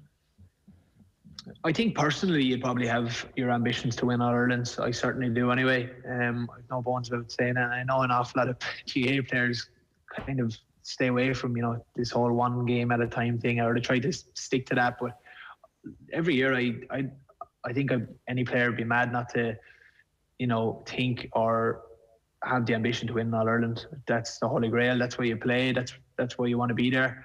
And that's where you put yourself and your body through so much, during the year to get to that position. And it's so difficult to get there. But I do think it is a personal thing. I think you'd be very naive to be able to go into a setup and have a management setup to that promote that you know, that's just it, get to there, you know. It is a process, and you know, that's where the kind of game by game thing comes into it. But in the back of my head, all I want to do is win All Ireland, to be honest with you. Look, that's fair enough, isn't it? Well, we wish you the very best. The TikTok challenge is 16 days down, only 49 to go. Is that? Am I maths? Am I short there? I tell you, I don't even know. I want to just literally go. There's the thing where you stick to the process, because if I start thinking of the finish line there, I don't know what I want to do. But well, listen, if anybody wants to follow you on TikTok, that's the right thing to do. But if anybody wants any online classes, are you running any at the moment? Yeah, absolutely. Just get in touch on Instagram, and we can go from there. Yeah, I'd be delighted to help anybody, especially during these times. Exercise is for the mind nowadays, than more so than the body. So, yeah, definitely get in touch. Yeah, absolutely. Well, we wish you all the best with all of that, Conor. Great to talk to you again. Cheers. Thanks very much. Conor McDonald there, giving us some thoughts on running a business in the time of COVID and also being a Wexford hurler. It's 8:35 this morning here. 59 days. My maths were pretty bad straight off the bat there. OTB AM live in association with Gillette. Good morning. Start with Gillette, giving you the confidence to tackle the day ahead. You can follow the 75 hard challenge. He's doing it with his mum Mary, and keep an eye on 14 fitness as well. Let me tell you about what's coming up on OTB Sports Radio today. It's Quinny's How's the Head with John Kerwin. That's at noon. 1 o'clock, it's OTB Gold, Wexford's team from 1956. Unfortunately, I think all of the guests on that now have passed away since, so it is proper OTB Gold. Dadcast from 3, Mount Rushmore looking back at Cork at 4. Relatively controversial. OTB Gold, Joe meets Ruby Walsh at 6. And then 7 o'clock tonight, recently retired Kilkenny star Paul Murphy, the latest drama from the Australian Open, and Dan McDonnell on the football show. That's coming your way a little bit later on as well. Now, we have John Duggan along with the sports news now. John, good morning to you. How are you? No, just having a bit of a problem there with John. John, are you there? Yeah, I'm here, guys. How are you doing? Good morning to you, John. How are you? Yeah, not so bad yourselves. What's going on? Well, the Gunners won, unfortunately, but they did win last night, 3-0 over Newcastle. To be fair, it was a pretty polished performance. I really was impressed with Smith Rowe, Thomas Partey as well in midfield. He set up Aubameyang for the first goal in the second half, and Aubameyang scored again in between a Bukayo Saka goal. So 3-0 for Arsenal, unbeaten in 6 now. They won 4 out of 5 in the Premier League. They're up to 10th. And Newcastle really struggling without a win in 9 games, lying 15th. Don't seem to have any soul at the moment, Newcastle United Football Club. But the fact that the other teams are playing so poorly below them is helping them. So tonight, Leicester City can go top of the Premier League. Remember back in the day when Brendan Rodgers was in the coaching staff under Jose Mourinho and Frank Lampard was in the first team. Well, he welcomes Frank Lampard to the King Power Stadium tonight for an 8:15 kickoff. Big Sam going back to West Ham. West Brom kicks off at 6 in the FA Cup third round. Southampton up against Shrewsbury. James McLean back in the Stoke squad for tonight's championship game against Rotherham. The Republic of Ireland winger was suspended by Stoke and fined a week's wages for breaking COVID-19 rules. Now, after being linked with Real Madrid and Barcelona, Liverpool striker Mo Salah says his future is up to the club. The Egyptian's current deal expires in 2023. The 28-year-old is the Premier League's top scorer. He spoke yesterday to Norwegian channel TV2. If you ask me that question, I want to stay here as long as I could, but I said before, it's in the club hand. But I always want to give 100% until the last minute I'm here in the club. So I want to win trophy as much as I could. I want to win. I want to give 100% to the people. They show me love all the time. Is Mo Salah on a work to rule at the moment? Is that what it is? Give me my new deal and then I'll start scoring again? What's happening? Well, we saw with Aubameyang last season, he scored 22 goals and he signed his new deal and didn't really work out for him until last night. So I don't know what's going on with Mo Salah. But are Real Madrid and Barcelona really going to be paying big bucks for Mo Salah at 28 years of age to sign for 3 or 4 years when you've got the likes of Mbappe in the world swirling around? It's a really good question, John. I think you might. I think that, like, if you accept that this is a blip rather than the start of a downturn for Mo Salah, which I think it is, then I think he is worth pretty much any sum you want to pay for a player. Of course, Mbappe will have a few more years on him, but I think Mo Salah, you'll get 3 years out of him potentially at this level, no? Like maybe not at the sort of scoring 40 goals a season, but not far off it, I would have thought. I definitely think this is a blip from Salah, and I think it's pervasive throughout the team at the moment rather than just this one individual. You'd wonder how Jurgen Klopp feels about this. I wouldn't think Jurgen Klopp takes too kindly to any of this kind of stuff going on in the Liverpool setup. But we'll see what happens with Mo Salah. Neil Lennon, this was quite funny. I kind of laughed when I saw this stuff yesterday. He believes his club have been bullied following their trip to Dubai. 2 players tested positive for COVID-19. Lennon is assistant, and 13 players missing their last 2 games. 21 points behind Rangers. It's over. Forget about the league title. Forget about the 10 in a row. History will not be made. That's the big backdrop to all of this. They were forced to isolate after Christopher Julian tested positive on his return from Dubai. But Lennon says his side have been treated unfairly since their return. The lads had 1 day off. They got into Dubai at 7 in the morning, and they were entitled to a bit of downtime. It's not as if they were doing a conga in a dressing room, dancing the baccarat, or travelling up and down a train journey from London to Glasgow with COVID. So I think we've been harshly treated. We did not abuse any privilege. We did the right things. We were absolutely, totally professional. We had a little drink in the afternoon on a day off, completely allowed, no law breaking. Yet no, we come back to this barrage of absolute hypocrisy. The conga reference is obviously so Scotland qualified for Euro 2020, and the players did a conga in their hotel celebrating it. So it wasn't just a random kind of 1970s Irish wedding reference that Neil Lennon was reaching for there in his diatribe. I mean, look, you know, having sympathy with anybody who's been in Dubai is really just not on anybody's radar at the moment. But I understand a little bit about what they're saying. Everything is a disgrace right now. Like, the anger is on, it's fair to say, but every single thing that happens in the world is immediately characterised as a disgrace by a large group of people. You saying that is an absolute disgrace, Ger Eoin, an absolute disgrace that you even said that. It's true. I mean, it's true, and I can see people already angrily, like, the caps lock has just gone on a lot of people's keyboards as they start to type into our Instagram box or into our YouTube comments. Like, look, Neil Lennon, you know, his race is run at Celtic. He's going to be replaced at the end of the season. We all know that. And, you know, what does he do? Does he say, oh, yeah, you're right, this is all fine? What was the reference to the train journey? I don't know who had taken the maybe there was issues around people in Scotland doing that, because Nicola Sturgeon came out against the whole Celtic thing and said, look, is this advisable? So he's railing against everything. It's a rage against everything. The government, the situation with the fact that they've got a lot of stick from their supporters this season. But the big elephant in the room is that Rangers are 21 points ahead of Celtic in the Scottish Premiership. That is what this is all about. If Celtic were 3 points behind them, I don't think it would be an issue. So that's the fact that the whole thing has gone so badly pear-shaped for Celtic. And and if you're explaining, as Ronald Reagan said, if you're explaining, you're losing.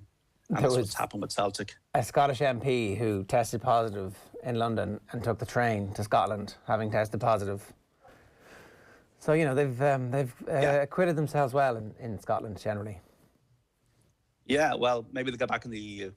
Leinster's Tadhg Furlong is returning to full fitness out of the start of the Six Nations after nearly a year out of rugby with back and calf injuries. He will not be considered, though, for this weekend's Pro 14 showdown with Munster. Breed Stack has started the process of rehabilitation. Good to see. The 11-time All-Ireland winner with Cork suffering a fracture of the C7 vertebra in our first appearance for Greater Western Sydney Giants. Quite a worrying injury. She's expected to make a full recovery. Adelaide Crows midfielder Ebony Marinoff will now face an AFLW tribunal for her role in the collision. India have beaten Australia 2-1 in their series by chasing down 329 to win the 4th test by 3 wickets in Brisbane. The first time of Australia have lost at the Gabba in 33 years, and Clonmel hosts racing today at 1:05, guys. One of the transfer rumours that we're going to be doing Deal or No Deal a little bit later on is one of your old favourites, Christian Eriksen, who was a luminous presence in European football for about an 18-month period, particularly when he came to Dublin. He was astonishingly good that night. But would Spurs like Christian Eriksen back? Is he? I mean, is this all part of the Dele Alli goes and then they get somebody in who they actually will put on the bench and use? Is that what this is? Is that all this is? I think that's what this is. I don't think he should ever go back. when I watched the Spurs Amazon documentary, it was very clear that Christian Eriksen wanted to leave and the club were trying to persuade him to stay. And no, I'm out of here. I'm finished. I need a new chapter. It hasn't worked out the way Christian Eriksen would have thought it would have worked out. I think he decided to settle and maybe move to Spain. He got to Inter Milan. Don't think he's fitted into Conte's style. Christian Eriksen, though, be a great guy to come off the bench because he's a very creative player. He's a guy who puts passes on a sixpence. He's good on set pieces. He's good to come on with 20 minutes to go. Effectively, what Christian Eriksen would be doing is what Gareth Bale should be doing right now, but Gareth Bale isn't doing because Gareth Bale at Spurs has not worked out. So Ale can't come in, Dele Alli, and do that, and Eriksen might be able to do that. I think that's the reason. I think you're right there. It's part of the reason for, there's a multitude of different reasons for Dele Alli not making a further step forward this year, but part of it is to do with maybe his position, and I think Christian Eriksen would have a similar problem. Like, where would you play a number 10 like Christian Eriksen in this team, considering Harry Kane takes up such deep positions? Yeah, well, I suppose one thing Spurs generally have a lot of is injuries, and they haven't had Son and Kane get injured yet. But yeah, I agree with what you're saying, because it's been quite clear what Spurs have done. They generally play three players behind Kane. Where is Eriksen going to fit into that?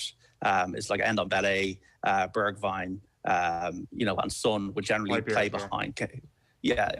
Behind Kane, and you got Højbjerg and you got Sissoko generally in those holding roles. So it's a 2-3-1. It's Højbjerg or Winks, Højbjerg and Sissoko. Then you have generally it's been Bergwijn or Lo Celso, Ndombele and Son behind Kane. Where is Eriksen going to fit into that? I think he'll fit into that as an impact player. But the one thing he was the most creative player in the Spurs team, but Spurs are playing a bit differently now. They're playing in the more of a driving, high intensity style at certain parts of games until they sit back too much and play like a rugby team. So I don't know where he's going to fit in, but I think he won't be fitting in as a starter. He'll be fitting in as an impact player. But it's also reflected of the fact that there's probably not many places for him to go. But they've already made the mistake about bringing somebody back with Bale. I hope they don't make a second mistake. But it's not as big a deal as bringing Bale back, which was seen as like a coup. And obviously that's not worked out at all. Well, I don't know if the Gareth Bale story is totally finished yet. If it continues this way, it's been a complete flop. But the season is long. There are many games still to be played. Let's wait and see if they actually start using them off the bench the way he might be able to. And look, I don't know, we had Martin Lipton on the show last week, and he was saying he actually expects Bale to start getting some games now, that the games come thick and fast twice a week, and you would expect to see him. So also Europa League campaign, and Jose will take all these because he wants to win trophies. He wants to add to the trophy cabinet of 20 trophies. He wants to win the Europa League, so you've got to bring that into consideration as well. Yeah, 100%. John, good stuff. Thanks a million. All right, guys, take care. John Duggan with us there, giving us his thoughts from 9:30 this morning on OTB AM. We're going to bring you a rugby discussion with Andy Dunne. Here he is on one small tweak he believes Ireland need to make. Where I found Redden had leadership influence in terms of key decisions. Redden would have worked closely when he was Irish scrum half with O'Connell. For example, Redden may well and regularly did change line-out calls, influence how he was going to receive the ball, therefore how the back line were going to receive the ball, as opposed to being passive and accepting what Paul O'Connell gave him. And it's that level of involvement in the overall strategy and outcomes on the field that I think I'd like to see a shift towards, which is not to diminish the responsibilities on the likes of Sexton or whoever plays at 10, but it's to share that responsibility and take ownership that not one person, and not particularly our 10, becomes responsible for the overall tempo. And certainly our 9s have been responsible for slowing everything down as opposed to speeding things up. So yeah, I think Owen Redden of all the scrum halves in the last 20 years were probably the closest to that Welsh-French prototype that I'm referring to. This is quite interesting because when I have conversations with various people across the years increasingly, and we're talking about, say, the reliance on Sexton, one of the obvious solutions which is put forward is, well, let's get another first receiver in at centre. We actually, even as a punditry culture, don't talk too much about injection of tempo from 9 and ownership of the game plan from 9, albeit Murray has taken criticism in the last 2 years, but not that type of criticism, I think. Yeah, I think the criticism has probably been leveled towards overuse of the box kick, and again we don't know exactly to what degree that's his on-field decision, or how much he's been prompted by a coaching diktat. But some of the names I mentioned there, even in terms of their personality within the game, you know, the French and the Welsh, the likes of Fabien Galtier, Pierre Mignoni, you know, you're looking now at Antoine Dupont with a backup of Baptiste Serran. It's very, very clear that they are the little generals on the field. And it's just that shift in ownership. I would like to see that the Nines empowered with more responsibility, because I think they are in that position where they're central to how we dictate the speed levels within our game. Yeah, always really interesting, thoughtful stuff from Andy Dunne. We'll bring you that full interview around about 9:30 this morning. It is 10 to 9 at the moment. If you want to get involved in the conversations we're having, we'd love to hear from you. You can WhatsApp us 087 9 180 180. Now, I'm delighted to say Irish back row Anna Caplice is with us this morning. Anna, good morning to you. How are you? Yeah, not bad, thanks. How are you? Yeah, good, thanks. So we saw your tweets over the last couple of days and we thought we'd like to talk to you about them. You'd stuck up some comments from an Instagram post, I think it was, about the postponement of the Six Nations, and some of the comments underneath that were pretty dumb from people, and then you screenshot them and replied, and I'm going to just read your replies here in case anybody misses or missed them. If you only knew what it takes, just go back up to that one, sorry Emma. If you only knew what it takes, the early mornings and late evenings, the 10 plus sessions you attend outside of your own job, the almost unbearable exertion you put your body through, the heartbreak of a selection that doesn't go your way, and the toughness it takes to come back. Even stronger, the time away from family and friends, the cards sent with apologies because you can't be at your best friend's wedding or birthday. If you only had a fraction of understanding of what it takes to play in the Six Nations, you wouldn't dare comment so flippantly, we don't just care about rugby, we are rugby. I can only imagine the people who are sitting on their couch lazily answering, thank God for that, no one cares, not elite sport, no one cares, no cares. Harry Dobson, 2006. Come on yourself, Harry. A real stand-up guy. I'm sure your man's proud. Yeah, so on a fair play to you. 2,500 likes on that tweet. Why did you decide that you wanted to go public with this and say, shut up, everybody?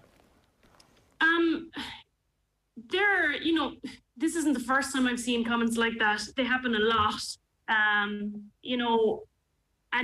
often, you just have to scroll past them and you'll see like a lot of the replies to my tweets are like, just ignore them and don't let it get to you. And a lot of people are saying, just ignore them. And, trust me, often I do, and often we all do. But it kind of, it struck me and a lot of others, like a lot of girls that I play with in the Premiership.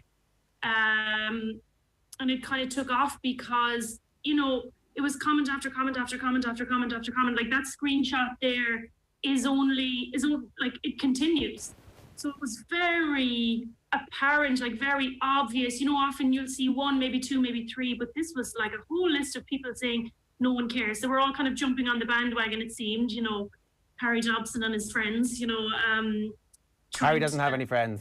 Well, this is where they're trying to find friends, I think, because, they're just trying to get a laugh off each other and trying to,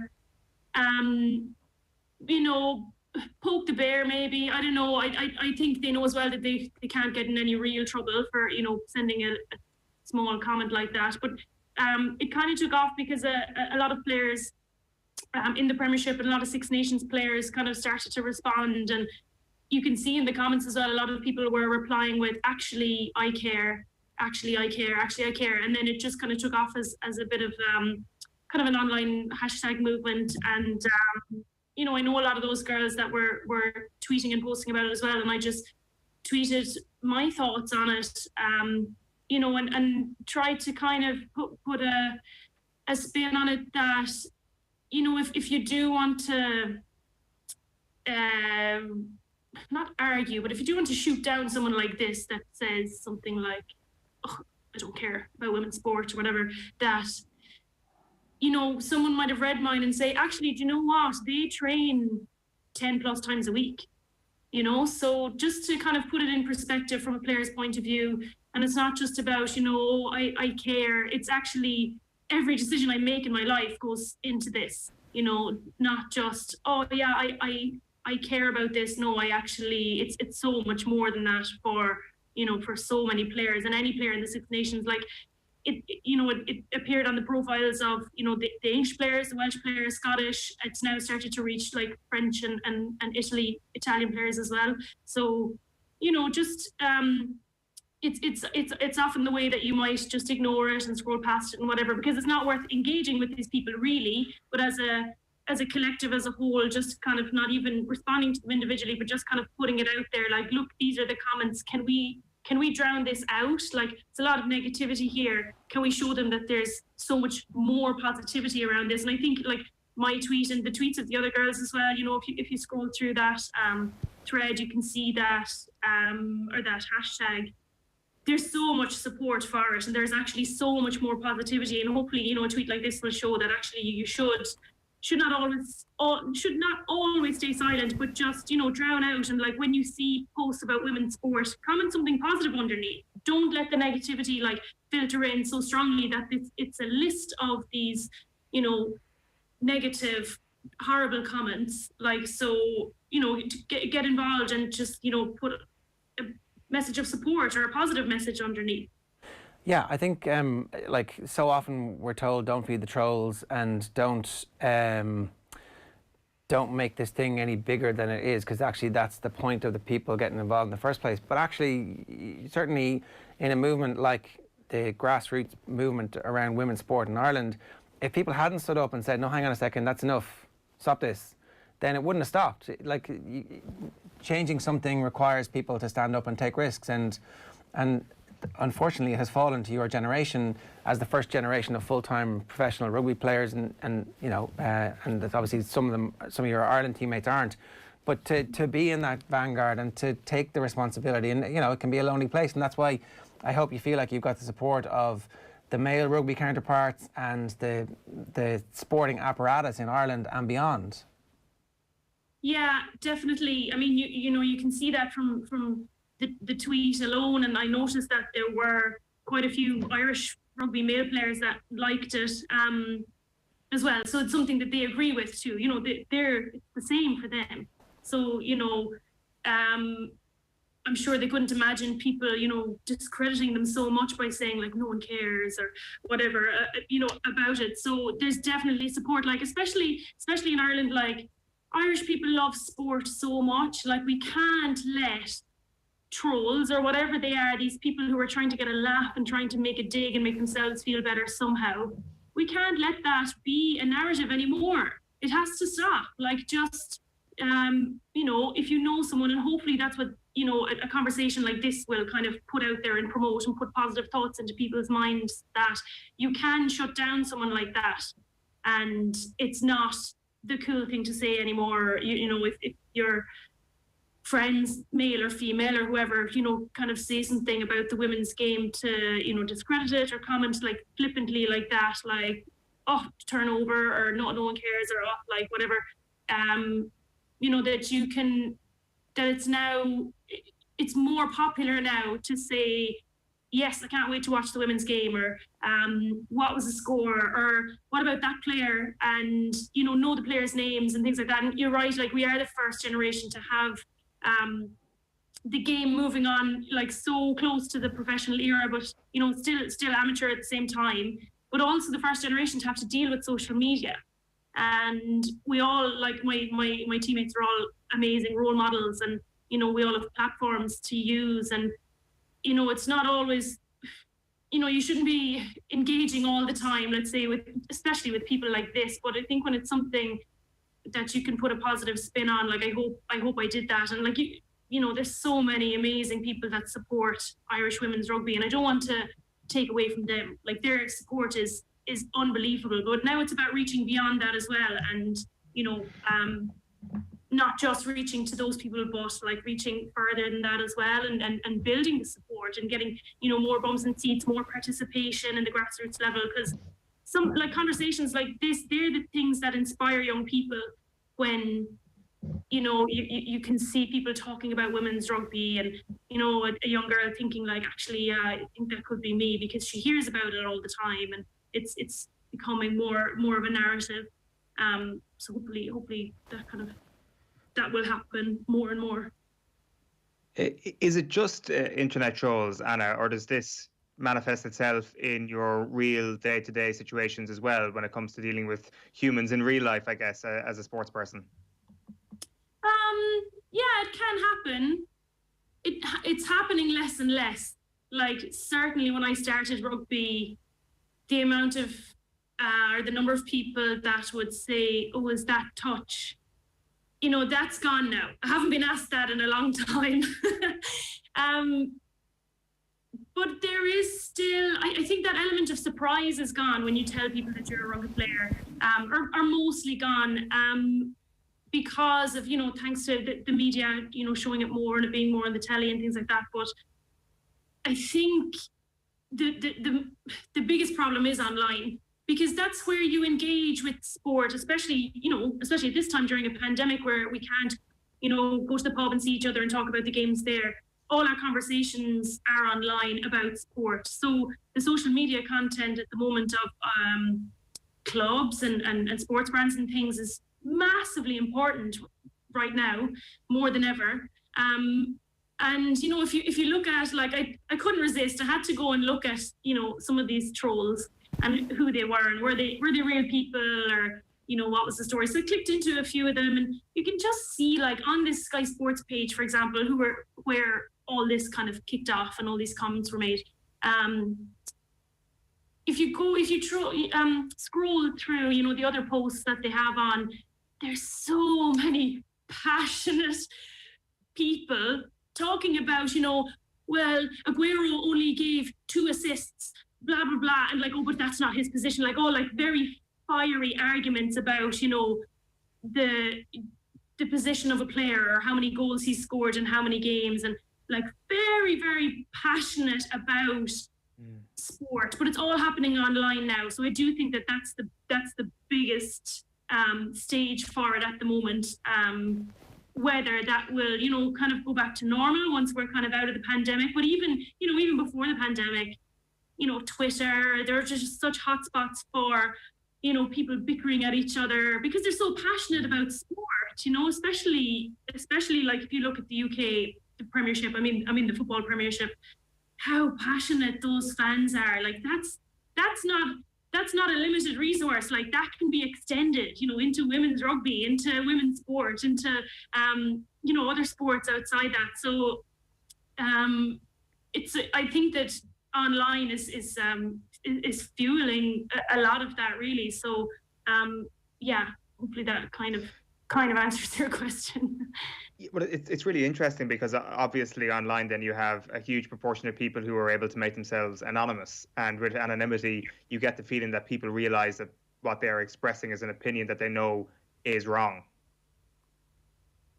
Yeah, definitely they know it's wrong, and that's why they're saying it, to watch it all go off around them. So that is a problem. Whether that will change in the future, whether it's something that I think we as human beings need to learn how to deal with this. And, you know, there are often, you know, a company like Instagram constantly updating their terms of service and use so that they can catch people out like this. It's constantly evolving, like how you can behave online, and people will always find new ways of doing it. But I would agree with that they know that it's wrong. I would actually think that a lot of people that commented under this Six Nations post, no one cares. I don't actually think they genuinely believe that. I think that they were doing it just to have a dig at women's sports. Like, I think they know people care. That's why they commented. So yeah, you're right. The anonymity is a problem and can lead to it becomes worse then when people comment personally on a specific player. And, you know, the men at the moment, because the game is so much bigger, are really subject to that, because they've a bigger fan base, and again that passion of, you know, someone feeling very close to their team, so taking a dig at, you know, someone who's underperformed, or someone who's you know, on an opposing team that they just don't like they can just go online and write whatever they want about it and kind of probably find some kind of entertainment or pleasure in that. So that is a problem that we all have to deal with, not just women in sport, but everyone. and there's no repercussions for it. That's the problem when it comes to that. But I mean, look, in this case, what it has done is that it has drawn out support, and it has made that support coalesce. And you know what happens from that, hopefully, is that people tune in when the games happen. We don't know when the games are going to happen. I don't know what your instinct is about when those games might happen. It's definitely an issue that they haven't just refixed the dates, and I realise that it's complicated why they haven't done that. But you know, in the absence of the tournament, what's your instinct about when that might actually happen? We always have to prepare for the next maybe, because, you know, if it materializes, then you're, you know, 100% ready. So at the moment, like, we still have World Cup qualifiers to play. It looks like we might be able to get those played before the Six Nations starts. So that's kind of, you know, we were building towards the Six Nations, which is due to start in February, but that now obviously has been postponed. So it looks like our qualifiers could happen kind of March, April, and then June, May and June for the Six Nations. That's the kind of window we're aiming for. But again, you know, we know, you know, just like we've been tested all year, and any athlete and anybody in any profession with any plans set to deal with, things could change, and they will change week to week. So right now we've a small bit of a pause in play. Like there's a bit of a pause on in the Premiership right now, and a break from Irish camps as well. So we'll see, you know, if numbers and cases of COVID start to come down and things start to improve, then that's when we can start to feel like, you know, yeah, okay, this can go ahead. But also, you know, with something like qualifiers and Six Nations, we're relying on the numbers in other countries as well. So totally out of our control. All we can do is just, you know, keep training, keep fit, and keep our eyes on the prize. And you know, that's not going to change. So we'll see. Nobody has the answer to that question right now. So yeah, just fingers crossed that it will all happen, and we can get our qualifiers and Six Nations played, like, you know, by the summer would be amazing. Yeah, okay, well look, we'll definitely check in with you before those games, and thanks a million for, you know, I'd say putting your head above the parapet and rallying the troops, because it is important. And I know it's not always easy to be the one who's making the decision to hit send on the tweet, but you did, and fair play to you, it really worked out. Thanks very much.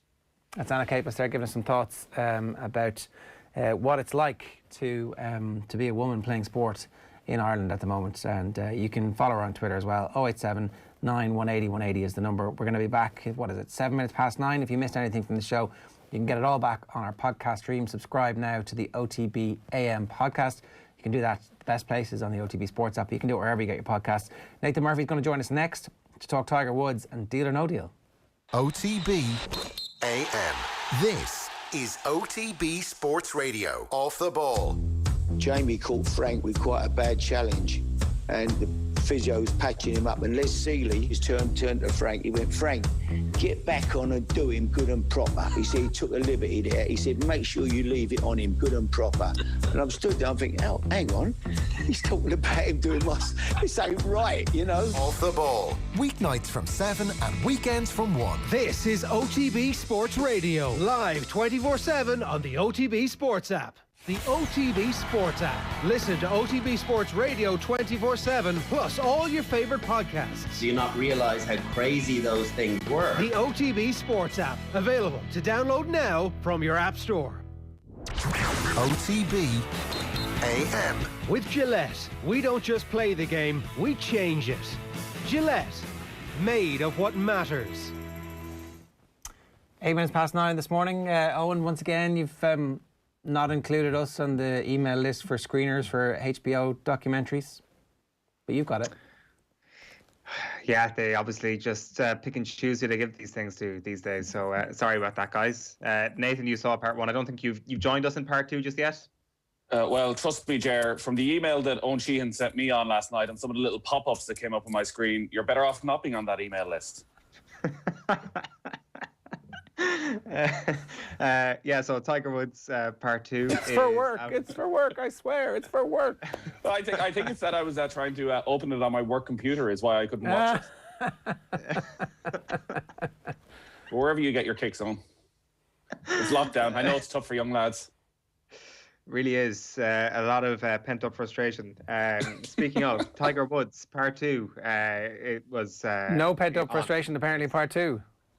No, not so much. I think part 1 is better for people who've seen both. I think part 1 is probably a little bit more revealing. Part 2, as we mentioned last week, focuses on the downfall of Tiger, so 2008 onwards.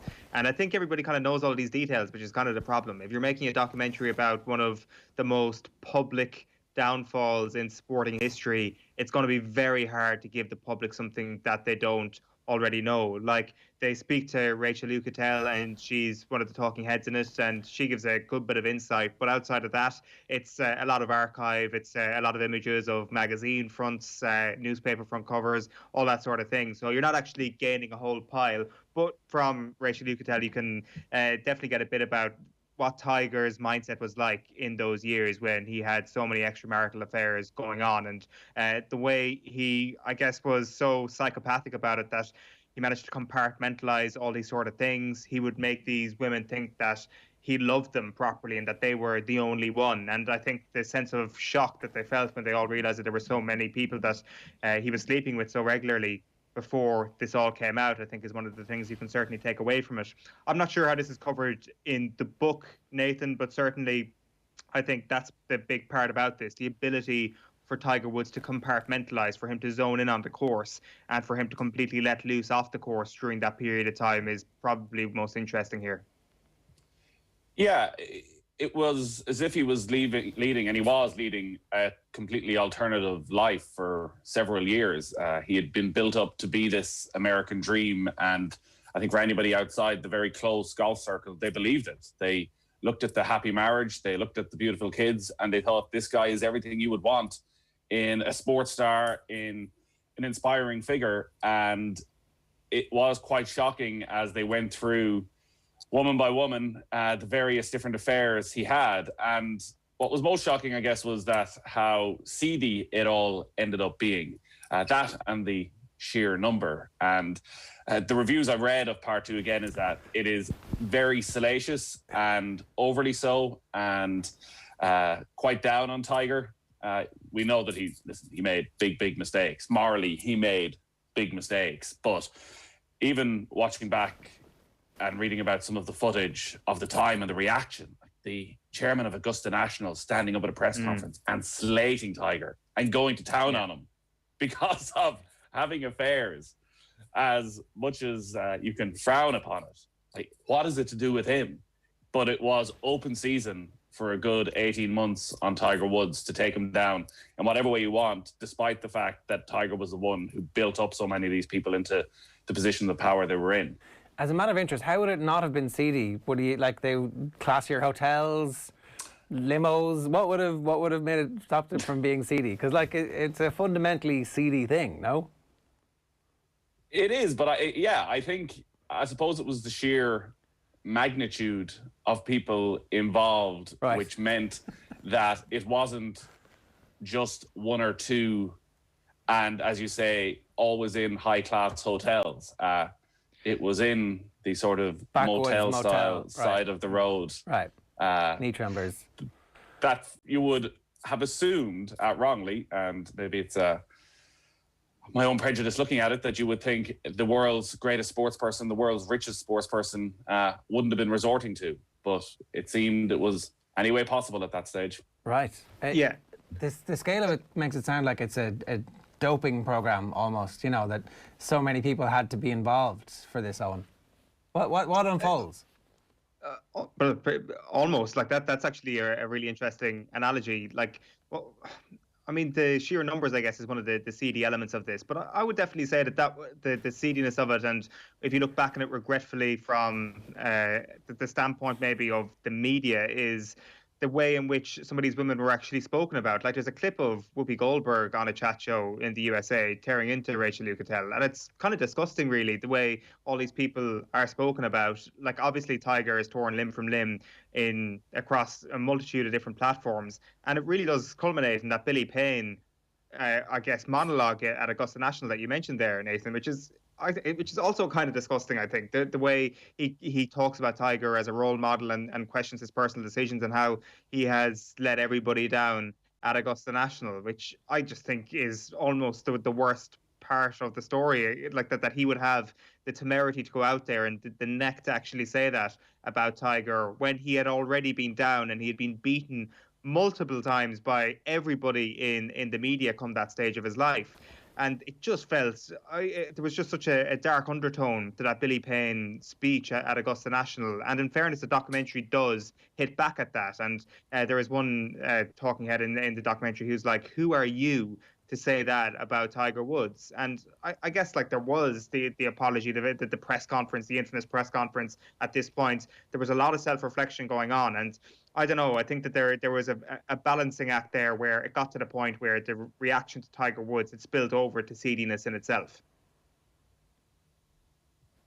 Yeah, well, I think it became clear there was no low that the tabloids in America wouldn't go to, whether it was ripping apart Tiger Woods bit by bit to destroy his character, to make sure that it was going to be, at the time it seemed virtually impossible for him to bring his life back together, of that public humiliation, which even now you go back and watch that press conference and think, was it necessary? Maybe his family wanted it, but it did seem to bring, again, just totally unnecessary attention to what was happening, that he had to stand there humiliated in front of the world, apologising to his mother, sat in the front row. It's so mad. I presume the sponsors wanted some kind of public retribution, atonement, and the agents were like, look, we're going to try and make money off you for the rest of your life. If we're going to do that, you're going to have the process of rehabilitation must begin somewhere. And it was so cack-handed. Like, I mean, obviously, Maria Sharapova's almost completely copied variation of it a couple of years later is interesting to kind of compare these two side by side. But, like, Americans don't really care. After about 18 months, they're like, what was it? You were famous for some reason again. What was it? I can't remember. And the way in which Egan is chased as well for months and months afterwards is pretty horrible too. Like it's a good reminder of what exactly the whole circus was, and how incredible. Like I think a lot of these things are maybe just hammered home a little bit because we're in the middle of a pandemic as well, and you're like, oh my god, all these people outside the apartments everywhere you go. I don't know. I think there's certainly a lot of questions to be asked about that period of time and how Tiger and Egan were both covered. You could say that Tiger had it coming. But after a period of time, you're kind of like, this guy's sort of paid his dues. He has apologized and apologized and apologized. Everything has been written. Everybody he's been sleeping with have been written about. And maybe they need to be left alone a little bit more. Like that's certainly my takeaway from it. There is a bit of golf in episode 2 as well. And it's about the injury and the injuries and the downfall after Torrey Pines and winning that US Open. And obviously the DUI then in 2017 and those intervening 10 years or so. But the one thing that I found very interesting, and again, this is just archive, it's nothing new, is him talking to Scott Van Pelt. And Scott Van Pelt is like, do you want to get 100 career wins or do you want to get to 19 majors? And he's like, 19. And he's like, all right, let me give you another question. If you want to fall one short of Jack Nicklaus or get 100 career wins, which one do you pick? And he was like, 19. Now, this is before he won the US Open in 2008. This is before the injuries start coming. This was tunnel vision for Tiger Woods getting to 19. It's obviously not off the table yet, but it's pretty unlikely. Yeah, it's not totally off the table. He's only 4 short of it. And, he's going to play another 15 Open Championships. He's going to play at the Masters another 15 times at least. And at both those tournaments, you think he's got something of a chance. But it did feel, watching him this year, that the stars had aligned from at Augusta last year in terms of his fitness, in terms of the field, whereas now that fitness, you're still watching him again, you're still a little bit nervous every time he's out in the golf course when he's going down to pick up the tee. But yeah, if that injury hadn't happened, if all the off-the-course stuff hadn't happened, you just got to think he would have got there. Okay, so it's worth watching on in short? Yeah, 100%, especially part 1. I really enjoyed the relationship with his father and how that was covered. All right, time for Deal or No Deal.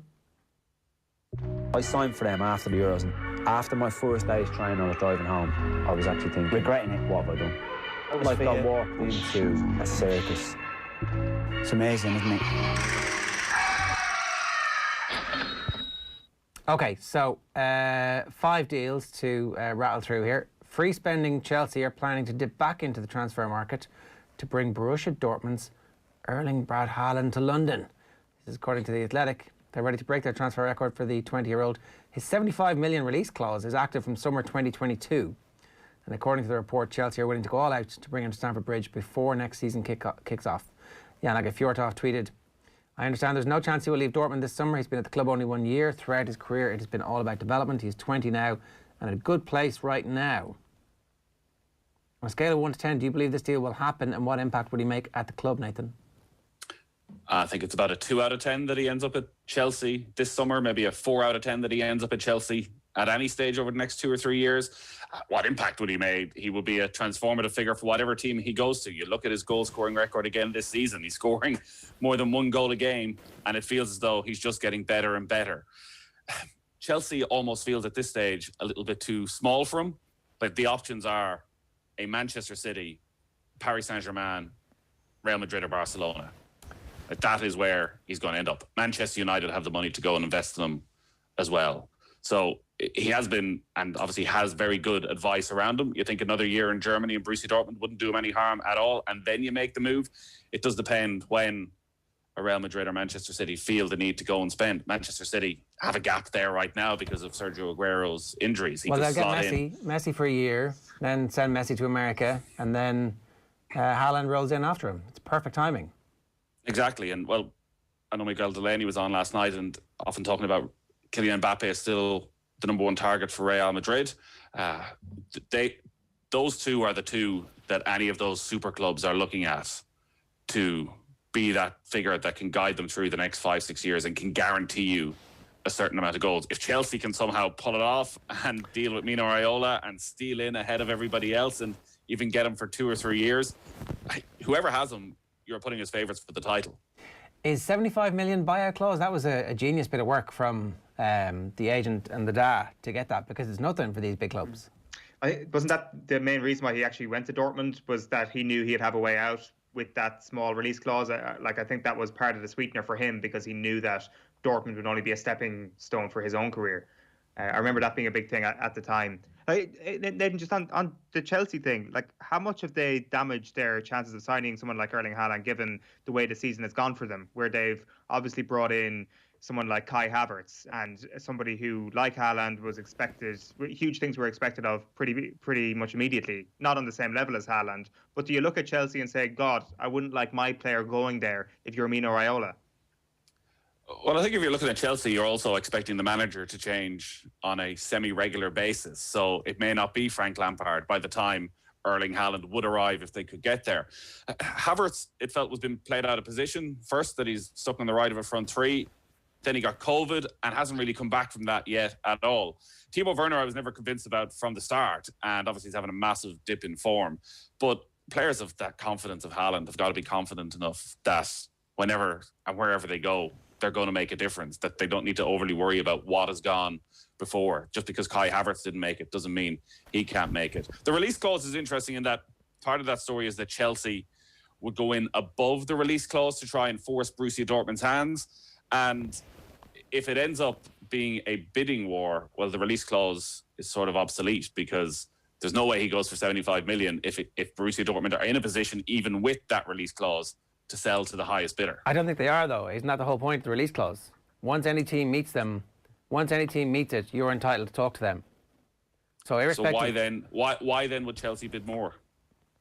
I mean, a fool and his money is easily parted, Nathan. I don't know. It doesn't make any sense, because Haaland's lawyers would argue Manchester United have hit the release clause. As a result, they are therefore allowed to talk to him, and we're allowed to force that deal through. You know. Let's wait and see, because I can't see if the release clause has any standing legally, then it has to be the ultimate price as well. Let's move on. Mo Salah likes to jibber jabber. He's been talking to the Norwegian television station. Obviously, pre-Christmas, he was like, Barcelona, Real Madrid, who knows, who can say? Today, he's, well, if you ask me, I say, I want to stay at Liverpool as long as I can. But as I've said before, it's in the club's hands. I'm always going to give 100% until the last minute I'm at this club. I want to win as many trophies as I can. I want to give 100% to the people who show me love all the time. Show me the love, is what he's saying. Again, Miguel Delaney made a good point that once Coutinho made it clear that he was interested in a move or thinking about a move, they were like, out you go. Off. We don't want you. They're not going to do that with Salah, are they? Coutinho wasn't on the same level as Mo Salah is. Coutinho was not as consistent as Mo Salah is, albeit having his little dip at the moment. He doesn't say a huge amount in it. It's the fact that, again, he's actually talking. And I know last time there were agents involved, but we've heard very little from Mo Salah ever around transfers. And it does sound there as though he's putting it back on the club a little bit, that if I ended up having to leave, it would have been the club's decision to let me go rather than me forcing anybody's hand.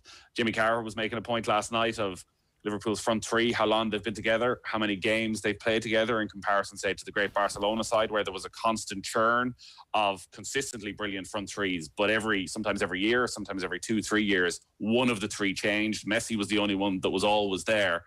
And that maybe this front three has come to the end of its natural life cycle. And whether that is Mane, Firmino probably the most obvious, or Salah to go, that they need some sort of freshening up. I'm like a broken record at this stage.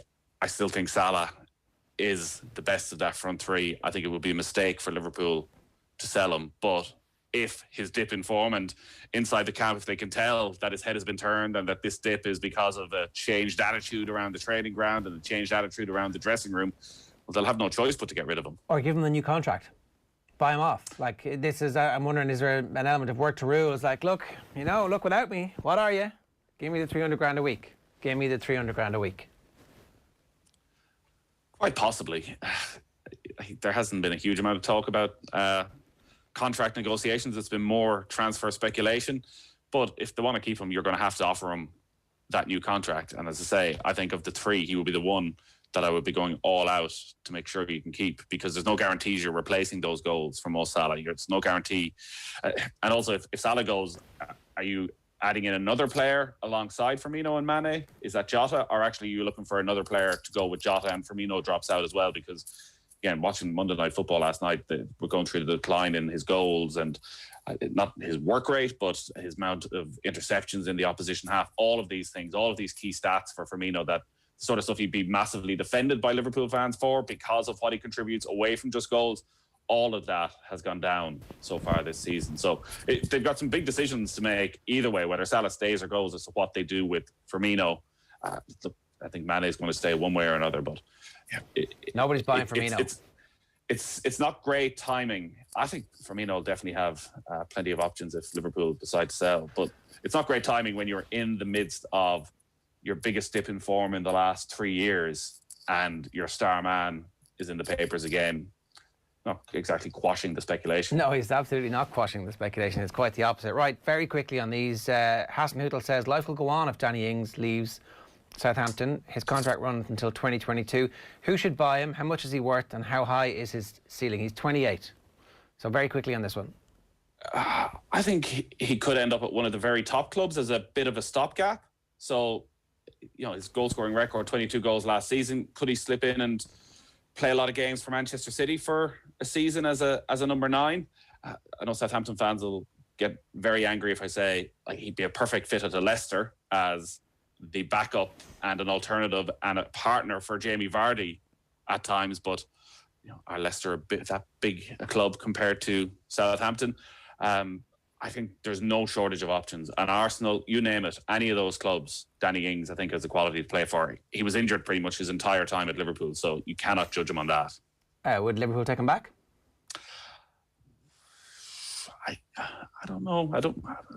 That's probably past at this stage. But again, he is a goal scorer. He would have a point to prove. They're looking for a certain type of player, I'd expect, like a Jota, with that energy, with that mentality, monster attitude. Romelu Lukaku could be on his way back to Manchester, but heading to the blue side. Pep will have 200 million to spend in the summer. The Telegraph say that he is on Pep's shopping list. Do you think this might happen? Would winning a league with Lukaku be the ultimate trolling of their crosstown rivals? And did Manchester United make a mistake when they sold him? You've got a minute. I think they made a mistake when they sold him, though at the time it was understandable because they just couldn't figure out how to get the very best out of him, particularly in the big games. I don't think it's the ultimate crosstown trolling at this stage. I think, Carlos Tevez going crosstown and winning the league and things like that is probably as crosstown trolling as you're going to get. I don't think United fans will be that upset. Does the 200 million include Messi? An awful lot of what Manchester City does free, right? this summer you expect, but the wages involved. So has he got another 200 million on top of that? I think they might do Messi for a year, and send him to America after that. I can't see it lasting much longer because Messi's career is kind of winding down anyway. Okay, so look, last one. Spurs, West Ham, Marseille and Inter are now among the clubs who want to sign Jesse Lingard. God, I'm sick of talking about Jesse Lingard. Just get it done. Send him on loan anywhere, please. He's unwilling to sell him, apparently, Solskjaer, and he wants him in his squad to manage the congested second half of the season. This is insane. Why do people like Jesse Lingard so much?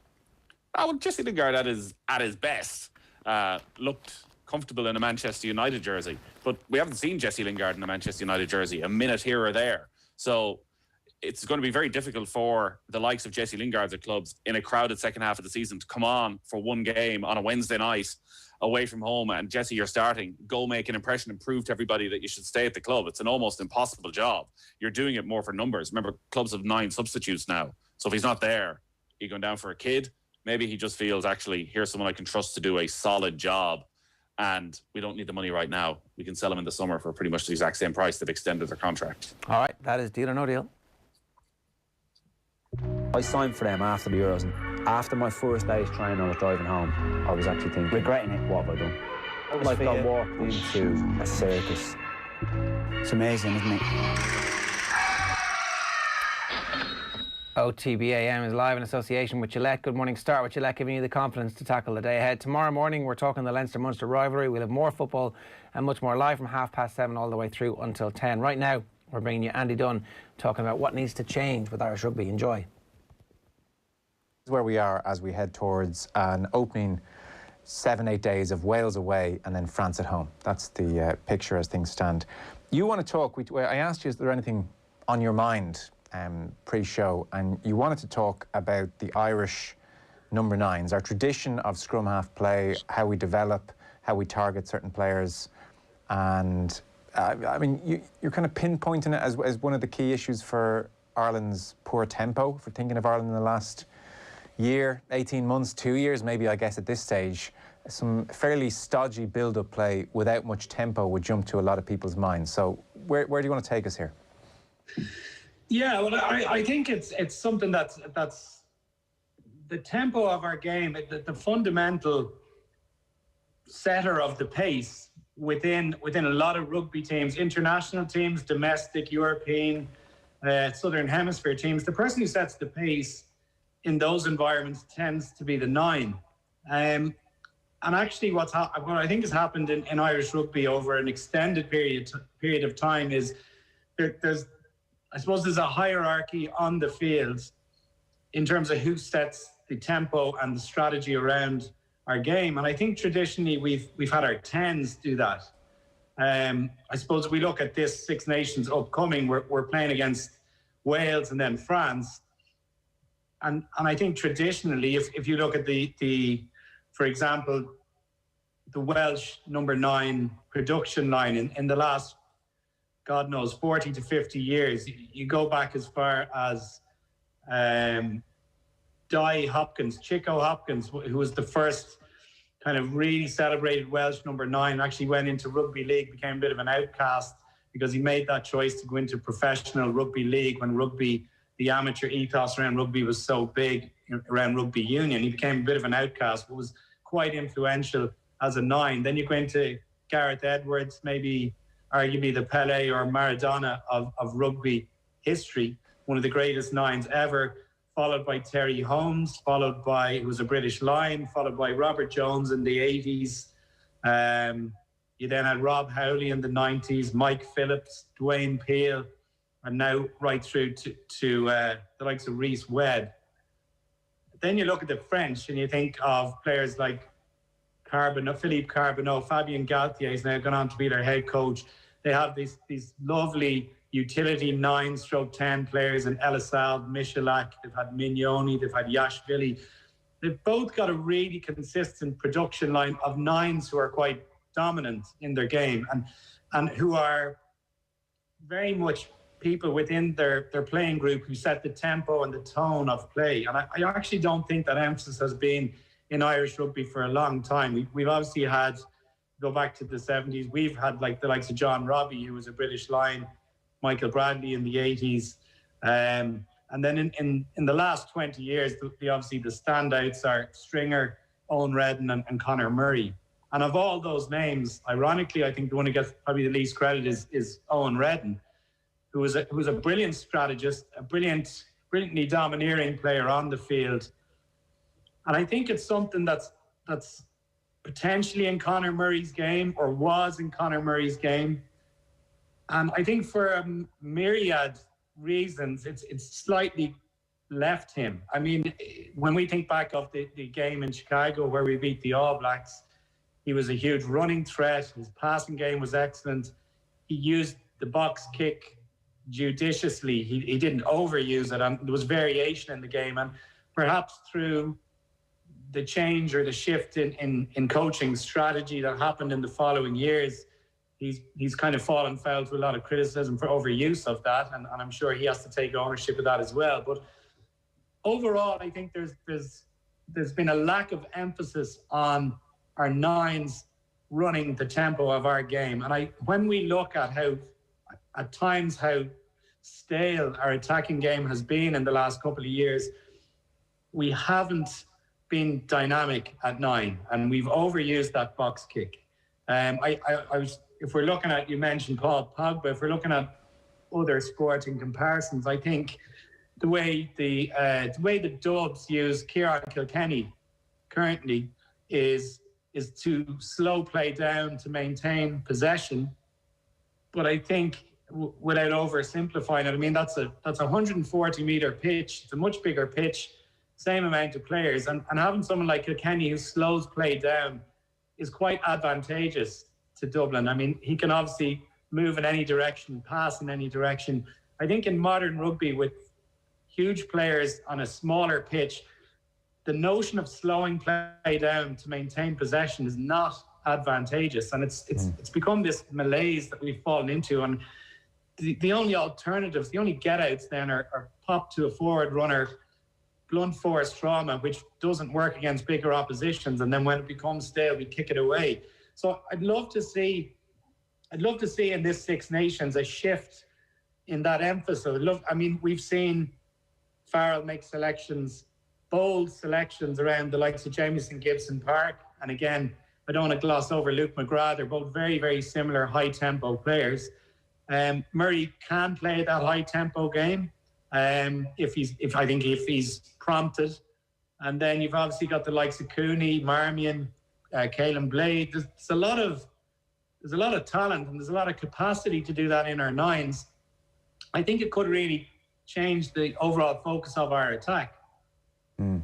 Because through Kieran Kilkenny, Dublin, by slowing it down at times, are exerting total control on the game. They can slow it down to literally walking pace and then spring an attack, and they're adept at doing that. So you're saying it's not possible in rugby, or not a good idea in rugby. When you talk about that staleness in attack, and accepting a lot of criticism has gone Conor Murray's way, for instance, I would have thought like the primary reason for that, as opposed to the tempo not being injected by a number 9, is down to Ireland struggling at the breakdown in the last 2 years.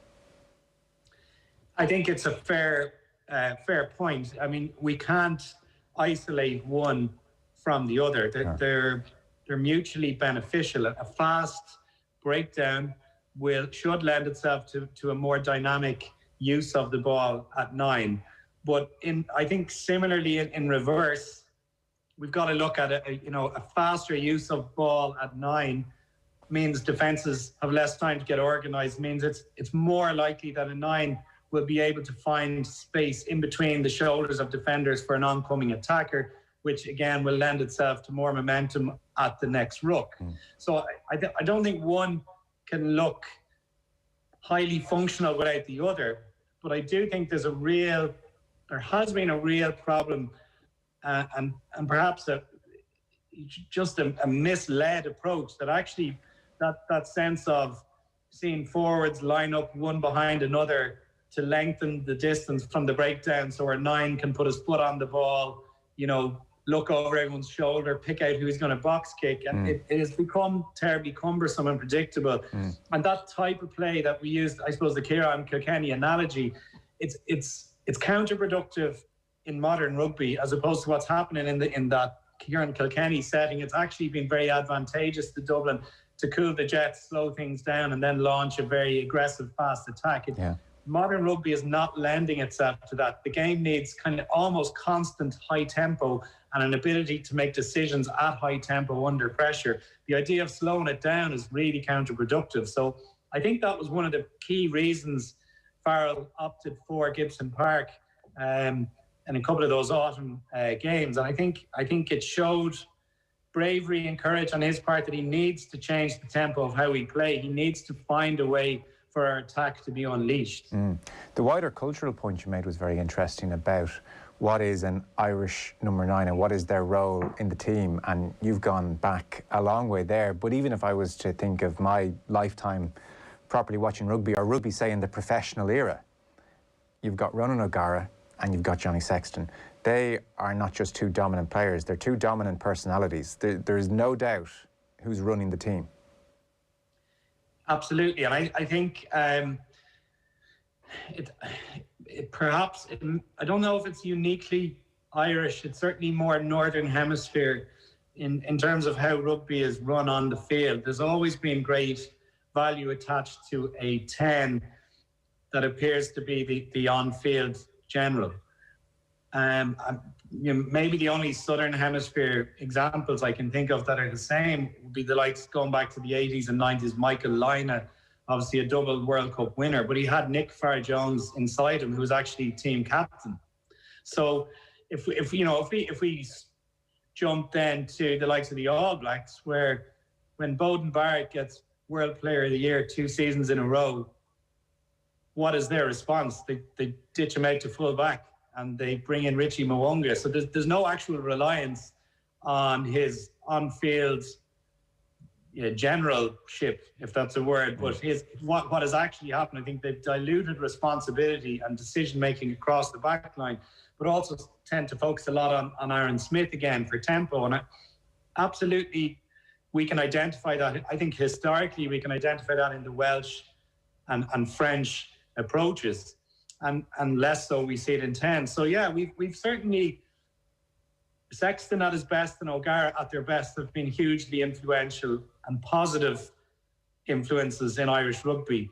But I think it does leave us a little short in terms of, again, I mentioned Redden. I think Redden is probably the least celebrated of the modern era scrum halves in terms of he would have very much fit that Welsh French role in terms of how he ran a game, how he linked in with forward play, how he ran overall decision making. And I think we've moved away from that slightly, the 9 being more of a conduit to the 10 as opposed to being two big, bold personalities that run it together. Yeah, that's very interesting, because actually a couple of moments ago, when you were about to say who you thought was maybe a forgotten scrum half in some way, I thought you were going to say Peter Stringer. Not that Stringer's forgotten, but like probably the less nuanced view of rugby that I have, I think, well, Stringer, quick pass, that's tempo. So you're talking about a bit more than that with Redden.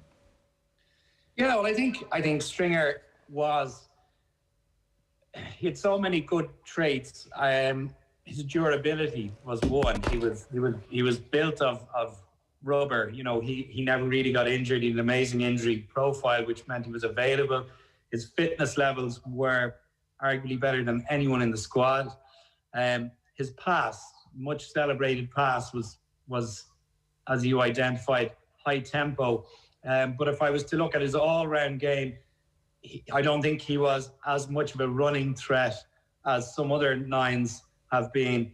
And similarly, at that stage in his career, box kicking was underutilized as a general strategy. So where I found Redden had leadership influence in terms of key decisions. Redden would have worked closely when he was Irish scrum half with O'Connell. For example, Reid may well and regularly did change line-out calls, influence how he was going to receive the ball, therefore how the back line were going to receive the ball, as opposed to being passive and accepting what Paul O'Connell gave him. And it's that level of involvement in the overall strategy and outcomes on the field that I think I'd like to see a shift towards, which is not to diminish the responsibilities on the likes of Sexton or whoever plays at 10, but it's to share that responsibility and take ownership that not one person, and not particularly our 10, becomes responsible for the overall tempo. And certainly our 9s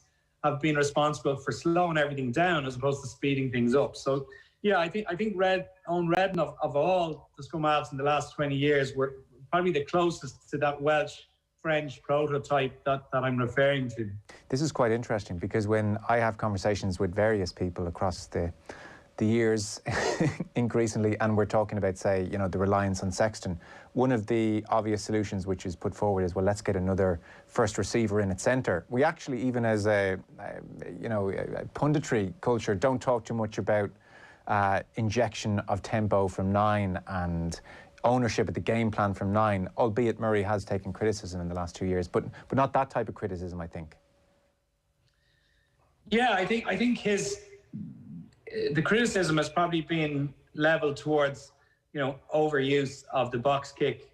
And again, we don't know exactly to what degree that's his on-field decision or how much he's been prompted by a coaching diktat. But some of the names I mentioned there, even in terms of their personality within the game, you know, the French and the Welsh, the likes of Fabien Galthié, Pierre Mignoni, you know, you're looking now at Antoine Dupont with a backup of Baptiste Serran.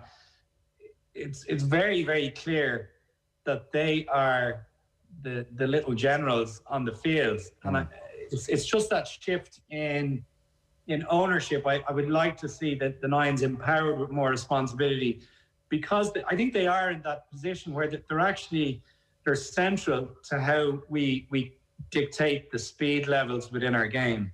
And we're looking at that sometimes as an afterthought. And then the reliance shifts out to a 10 or second receiver to then put pace on the ball. But I think at that stage, it's slightly too late. It's 10, 15 yards too wider in the channel.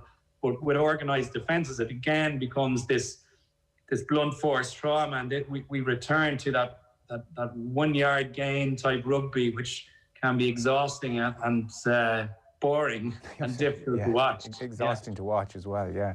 As you're talking there, if I was to think of, do we have a quintessential Le Petit General in Irish rugby, the name that jumps to mind is John Cooney. All action, hell, he will take the kicks as well. He owns the game plan, he's deciding things, he's making decisions, he's about tempo and running rugby. Is he more of the ilk of what you're talking about?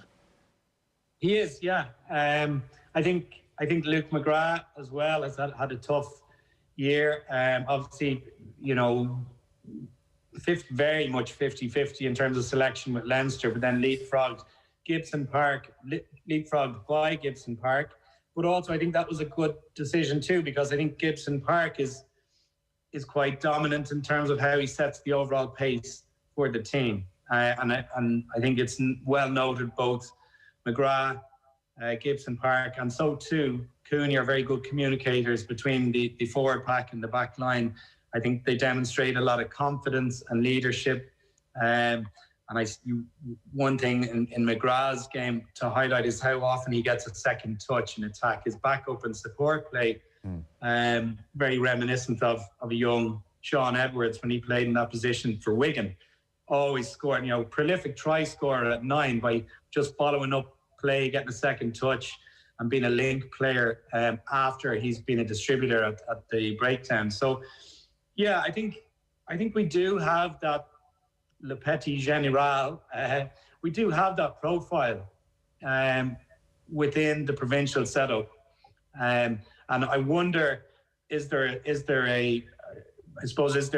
pressure on Murray to recover that type of pace into his game, or is the alternative just a different selection one of the players we've mentioned. Yeah, because Murray has been talked about as good as any scrum half in the world for a time, so I presume he has it in his locker to play that tempo game.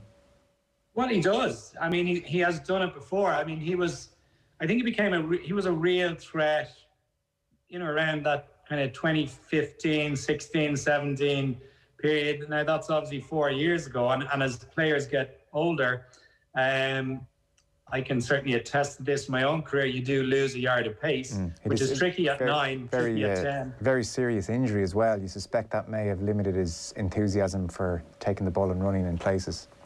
Yeah, absolutely. And I think the other part is that he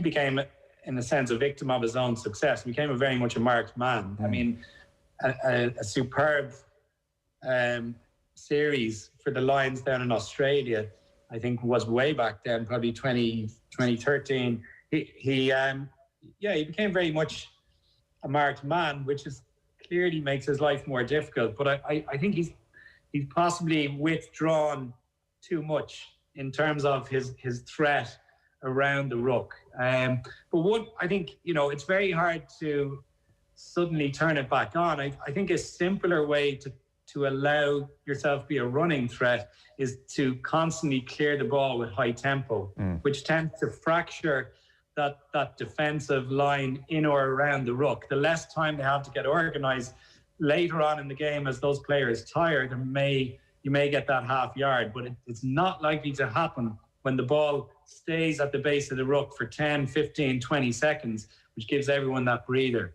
So I do think Murray has it in his locker to regain that running threat. And obviously we can see in the profile of players across the provinces there, the ones we've mentioned, they certainly have that right now to a greater degree in terms of that running threat. Yeah. I mean, I'm thinking of when Anthony Daly was sitting down with Joe Schmidt, and Schmidt was evaluating Anthony Daly's, pre-match routine and what do you do here and what do you do there. And on the bus, Anthony Daly was saying he reiterates the 10 key points for today. I think it was 10. I don't want to do Anthony a disservice. It was either 10 or 5, but I think it was 10 key points for today on the bus. And Schmidt may have said something along the lines of, and do you use a list for that? And Anthony Daly may have said, yeah. I feel like I'm doing Anthony Daly a terrible disservice here, but it was a story he told. And Schmidt made the point, I mean, would you remember those 10 things yourself without the list?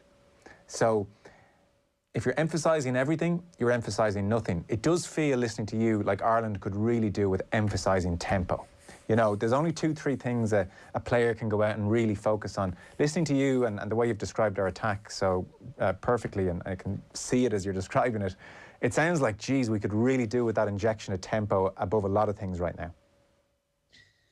Yeah, I think so. I think it can be a simplification because we are reliant on very good set-piece possession. And one would assume with John Fogarty, hugely experienced scrum coach, and now the arrival of Paul O'Connell, which has been greeted, I think, correctly with great excitement, that the lineup will restore to a greater level where it's been recently. I think the strong likelihood is we will have an improved set piece. I think we will have an improved all-round, more dynamic forward game as a result. So which means better work at the breakdown, you mean? Yeah, I think generally improved first phase possession is going to lead to improved breakdown performance because you're on that front foot immediately and you've an awareness of where the next breakdown is going to be, and provided all the variables fall into place, such as the channel that the 8 manages the ball from is the channel he wants. The 9 is then in a better position to launch the attack with 10.